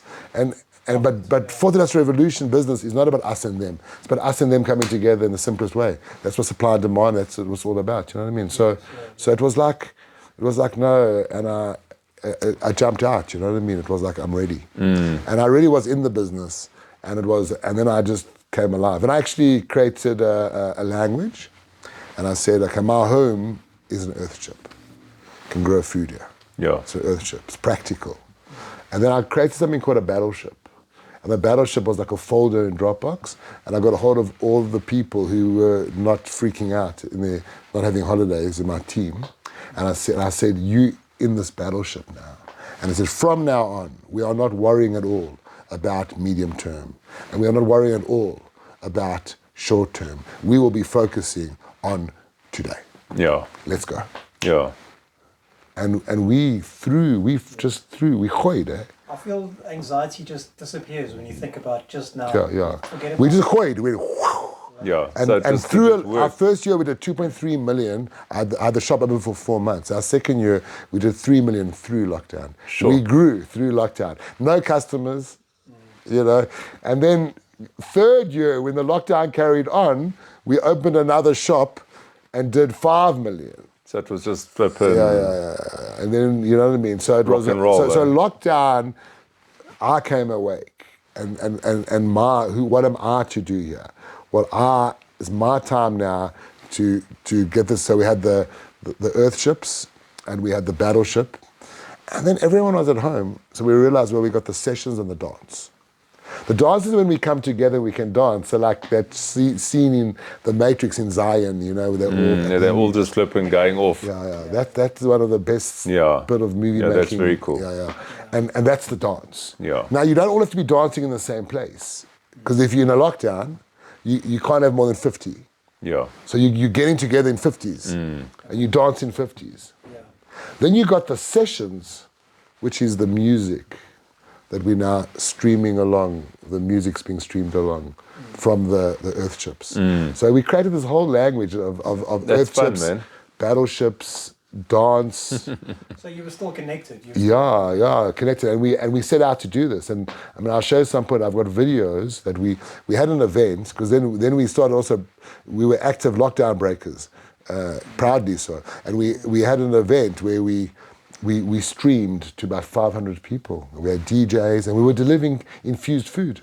It was called Green Cuisine. That's so cool. Delivering infused food. Green cuisine. Streaming, I like that as well. Streaming to people, and it was like, so technology. You were thriving when most people were... We were thriving, and we then built, and then at the end of like got COVID in end of 2020, and it was like, and then it was end of 2020. I was like, okay, I need to expand now.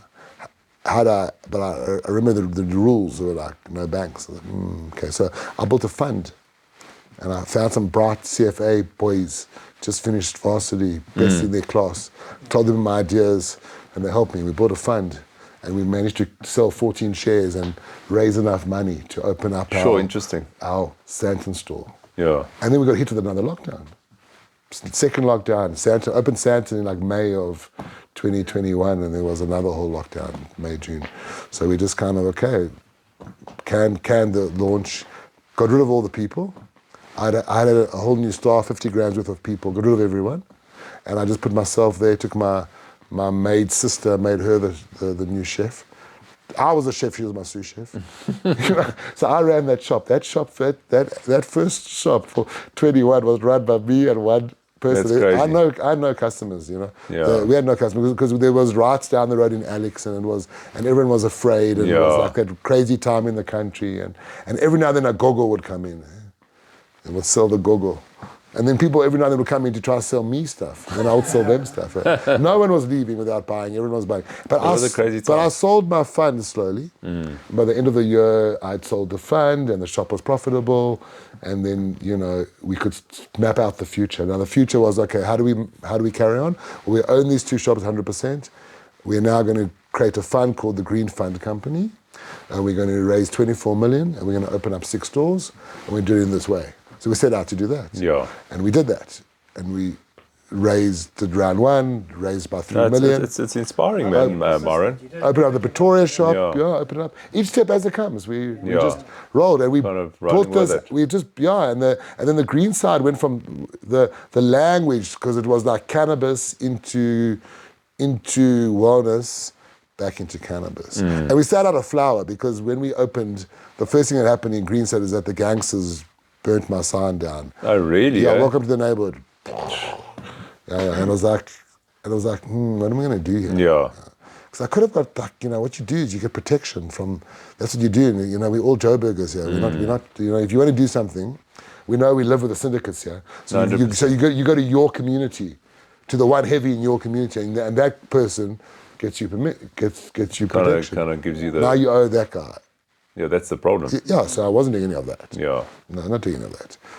So I did my first Dear Gangsters sign. I one day after this... Dear Gangster? Yeah, I did a sign that's outside. It's still outside Santa in the shop. Yeah. The original one's been taken off now. And the sign read, Dear Gangsters.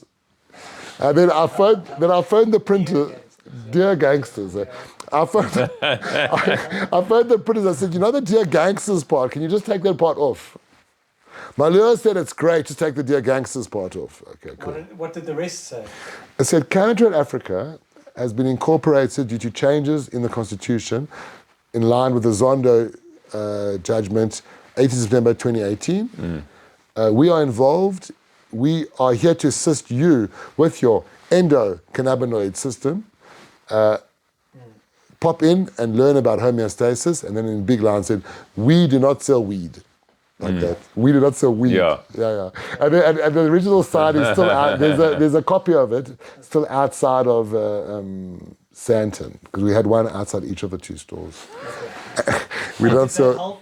Yes, it helped. Then what I did, everyone at least knew my intention, right? Like whether I was going in front or not, Yeah. Then I, but that wasn't enough, okay? Because you're gonna have balls, you're gonna have some balls. Okay? No, for sure. Then I called in, and I'm in Greenside, that is a dacha street. I mean, the property I owned, there used to be a guy keeping his dacha in our property that we kicked out when we took the property over. He used to keep his dacha in the property. Yeah.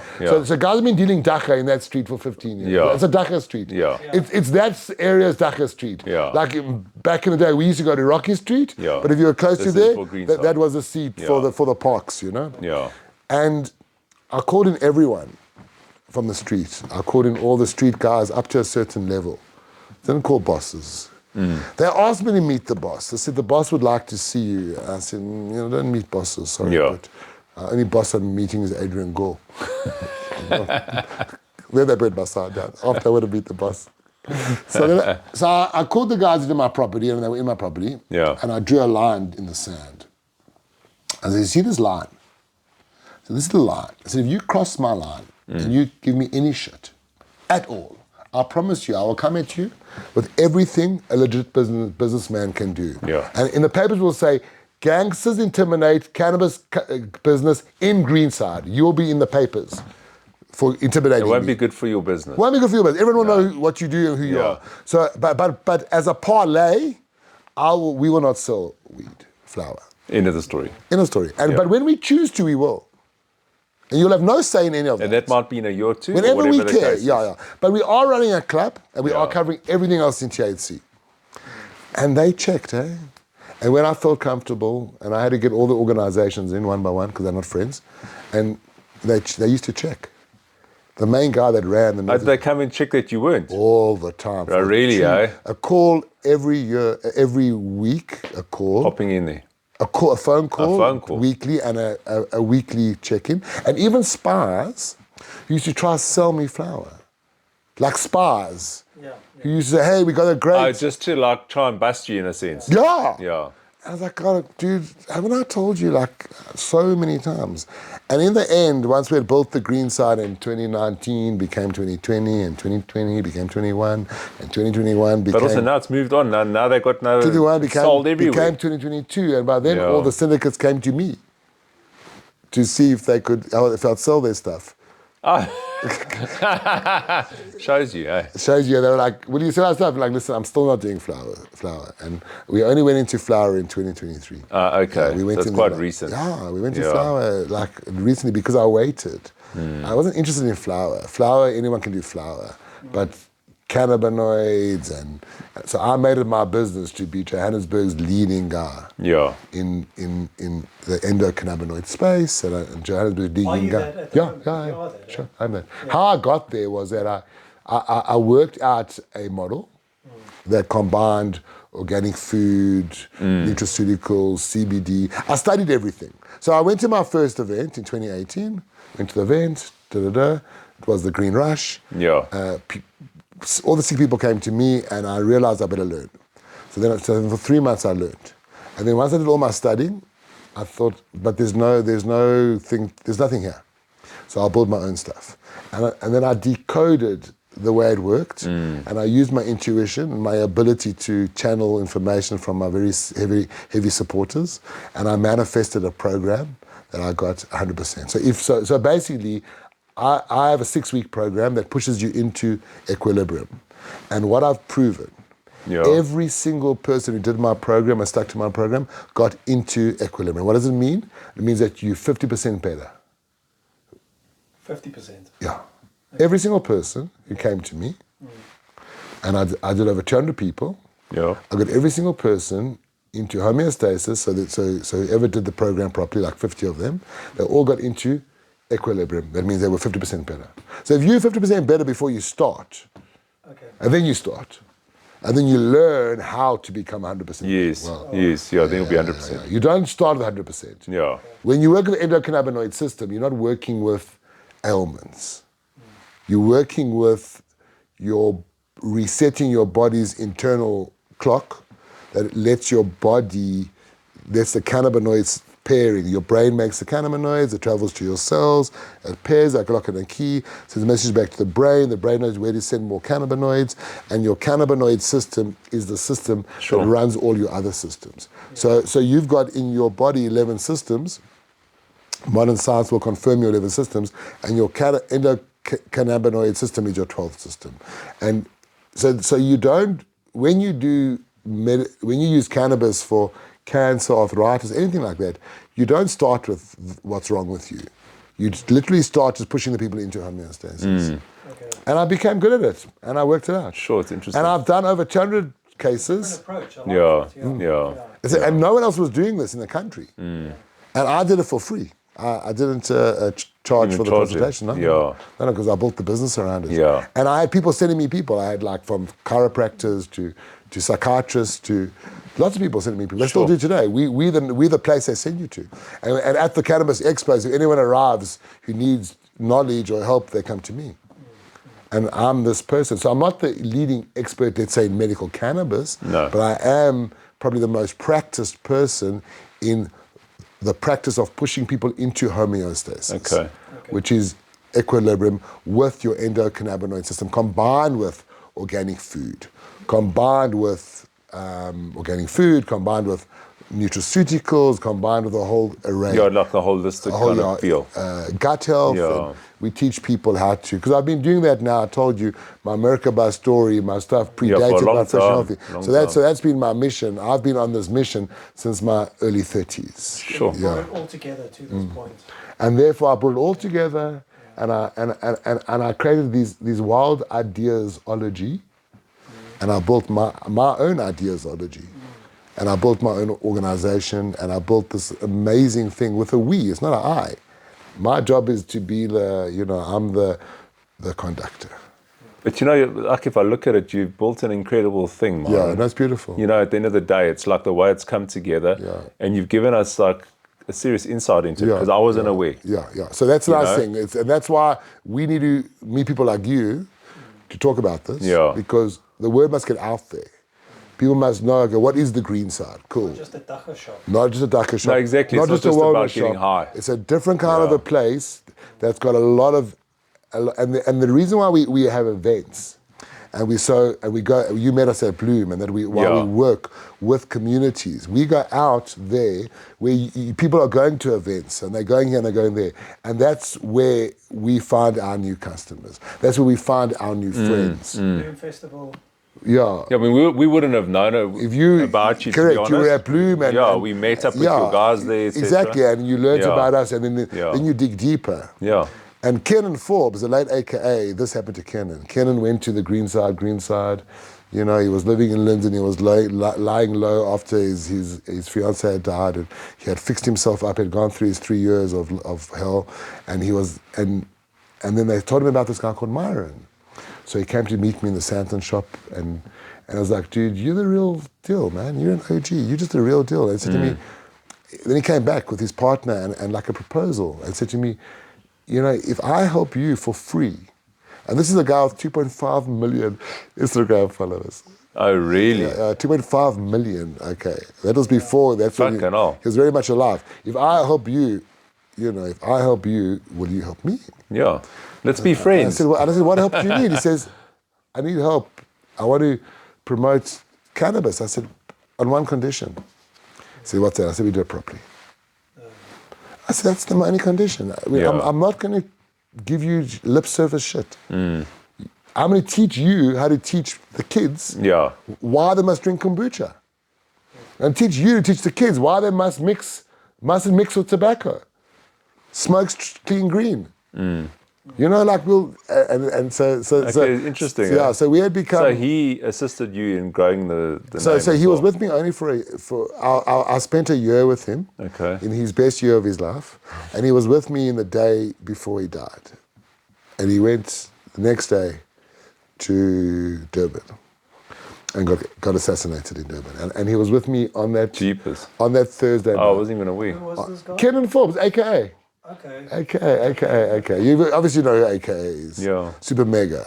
AKA got shot in. I remember this whole story. But how long ago was that now? 2 years ago. 2 years ago. Yeah. So I was with him, and I was his cannabis. So you were connected to that whole thing. Yeah, I was connected to AKA, and it was, I was connected to the character, the person. I didn't know Super Mega at the time. Super Mega is what he's known as. That's his. He has the mega C are his people. Okay. He has a mob. Yeah. It's a real mob. They full on Super Mega fans. They call him Super Mega. Why was he assassinated? Well, What are the conspiracies around? There's many. We weren't talking about that on camera. We're not going on camera with that. We're talking about it off camera. So he got to say whatever. It was his time to go, And Super Mega, he went. And I had a year with him. It was very interesting. So he spent that year. I got to. You've seen that vehicle of ours, Betsy. Maybe she's our old VW. Sometimes you'll see our vehicle out there. Her name is Betsy. Yeah. She's a 1983 double cab, a 1983 double cab VW. Okay, cool. The first, like, you know, you had the old combis. hippie combi, and then you had the first one with the double cab. Yeah. She was the first. She was not the first one, but she was the one from 1983, and she was the first water cooled, because the one from 78 was not water cooled. Okay. Is she a burner? She's a car. But I mean, No, she's not a burner. She hasn't made it to No, burner. I have a vehicle that burn called Miss Chili. She's a burner. Miss Chili's a burner. Good question. Sorry, I didn't. Yes, she's a burner. Miss Chili's a burner. Betsy's not a burner. She's an influencer. and Betsy, you'll find her often in front of a green side. The moment she's in front of Santa. Yeah. And you'll find her there, and she's in original blue, and she was flirting with me when I was in Cape St. Francis a couple of years ago, and I was just like, had to buy You had to go. 100 grand, bro. Yeah, like I overpaid because I've had to spend like another 100 grand to fix her, but she's beautiful, you know what I mean? And we fixed Betsy. Yeah. And then I did a video with AKA and Betsy, the two of us did a video together with Kenan, which got 12,000 views on TikTok. Jeepers. Yeah, so that video is actually, so she's famous. She'll be famous one day, Betsy. One day I'm going to get an AKA. She's really famous. Yeah, she's really famous. One day I'm going to be an AKA super mega fan who says I want her. Yeah, true. What It's an bits? investment. Yeah, it's an investment. Yeah, they might- and they bought into our fund. Apart from AKA bought into our fund. So, you know, so the Green Side is a brand that is a very special brand, and we're not going to just let some big corporation buy it from us. Yeah. We're basically building what's called a startup. So if you watch the Spotify show, and don't watch the very last one, because that's when they get shit. When they What is the show called? no, you know the movie on Spotify? On Netflix, and the show on Spotify. I haven't seen that. It's great. Oh, Yeah. okay, And if you watch that, you get a vibe of like how I haven't watched it. it's really good. I forget what it's called. It's on Spotify. And you watch that show, but for my story, not the last one. Okay. Because the last one is where at the end, they become corrupt. Oh. Yeah. Power. Yeah, Spotify now. In Spotify's story, they expose how they actually had to partner with the majors. Okay. And how the majors own Spotify. That's why the artists are getting screwed. Oh, in that sense. Yeah, the majors own Spotify. Yeah. Yeah, Spotify is literally, that's the only way they could have done it. Sure. They partnered with the majors, and they all took interest Okay. in Spotify. But anyway, but so what happened is... You're not going to be there. No. So what we're doing, we're planning an RPO in 2028, some form of a listing, probably like a secondary listing that will be on a blockchain, some sort of a listing like that. And we're going to form a company, an integrous company that can take the Green Side way of doing business through to the greater world. Yeah. And it will be open up, people can buy and invest and get involved. And it's a circular company that you are involved. You start as a customer and become a collaborator, then you become an investor, you become a supplier. Get people involved. Yeah. Get involved. And even the cool. people are called Greensiders who run the Greensider. They don't- Greensiders. Yeah, they don't work for the company. They work for the company, but they don't employ employees. Yeah. They all got contracts, and we got learnerships, and it's really exciting. It's exciting to do things differently because we can, and we're building a proper brand, and we look after you. Like, so if you go out there and people, like, you know, if you buy something, if you buy one of our, we got a brand called, we have sub brands, Pete's Weed Lovers Club. Pete's Weed Lovers Club is like our connoisseur flower. The creme de la creme. It's not the creme de la creme. That could maybe called top shelf. This is still quality. But this is the creme de la creme from guys like us who are OGs. And we want the original flower, grown by the grower, in that sense. who loves his flower. Yeah. And you feel the energy of the grower who plays it, who plays the doors to, this guy plays the doors, and this guy plays Beethoven, and this guy plays techno, and all the flowers are different. Yes. You know? And this guy just grows Blue Cheese and Blue Dream, and he's had these phenos going for 15 years. And he's a master. And he's a master. And we got those guys in our brand called Pete's Weed Lovers Club, you know. So in PwC Pete's Weed Lovers Club, if you buy a bag of flour that you're not happy with, you bring it back. That's it. Yeah, which So this isn't talking. It's guaranteed. Exchange it. You bring your vape, you know, you buy a vape, you don't like it, just bring it back. Yeah. We'll change it. Yeah. But I've used it, it's okay. You're a customer, don't worry. So it's for the connoisseurs. Yeah. It's It's a business that cares about you. It's for everyone. It's not for the connoisseurs. It's for the rich and the poor. Yeah. We'll take care of you. Yeah. Come see us. Rich, poor, just we'll help you. Yeah. And if it goes wrong, we'll help you through it. Absolutely. If you've bought the wrong thing, we'll take it back. Give you the wrong 100%. thing. I It's no mean, problem. that's only fair. Woolies not doing that. No, they fucking don't. Discount not doing that. No. Discovery not doing that. You missed your gap cover. You missed like 4 seconds. Done. Like, what? No. What? That's bullshit. What? Yeah. I don't agree to this date you want me to pay everything on. What? It's you telling me I have to pay on a date. I want to pay you what I want to pay you. Why do I have to? And then you penalize me and you charge me and you give me stuff that's not constitutional. So ultimately, what we're trying to do what we are doing, Yeah. we will do. Yeah. Every store will have 3,000 households that outsource their wellness to us and start with a box of veggies every week, 1 box, every month. And that's how we start. Yeah. Now we say, what do you need in your veggies? Oh, you like cannabis, you like psilocybin, you like this, you like... Whatever. Yeah. And that veggie box you pick up, gets delivered to you, whatever. And that's it. That's the model. Simple. 3,000 people per big regional store, like Sanders' a regional store. And eventually we'll have 8 of these stores, and then we'll go open them up in 6s. We got 3 of these giant stores. What's opening now are smaller stores. We got a Midrand Lounge, a little franchise. We're opening an inner city kiosk. I haven't put it out there, so I may as well do it the first time here, since we'll go out into the greater Cannabis universe. Yeah. The green side is opening an inner city kiosk. Okay. What is that? It means that it's like a kiosk come shop. So it's a smaller little shop, hub yeah, kind of between thing. 30 square meters and 80 square meters, and it's like in the city, in like passing trade. Yeah. And it's like 2 of everything that's there, and it's actually a new way of doing things where we can match up investors and operators. Yeah. So the investors don't run the business. The investors put their money in, and the operator runs the business, and everyone gets equity, and it's a whole new system. That's exciting. Yeah. So you ask me, where's it going? Ask me. Where's it going? Okay. So we started out in Braamfontein. Okay, because that's where the idea came. I had a youngster come to me from Braamfontein, but then one guy kept me out of Braamfontein. One property owner. Okay. Yeah, that probably owns the cannabis store in Braamfontein. Yeah. So Braamfontein, don't bother with Braamfontein. Yeah. There's no forget cannabis. about There's it. no cannabis culture. Yeah. So one stupid shop. Yeah. And then we went looking around. So we've got a venue. So we're using 44 Stanley as the code. I like 44 Stanley. Ask me, is it there? Is it there? No. Not yet. No, it's not there.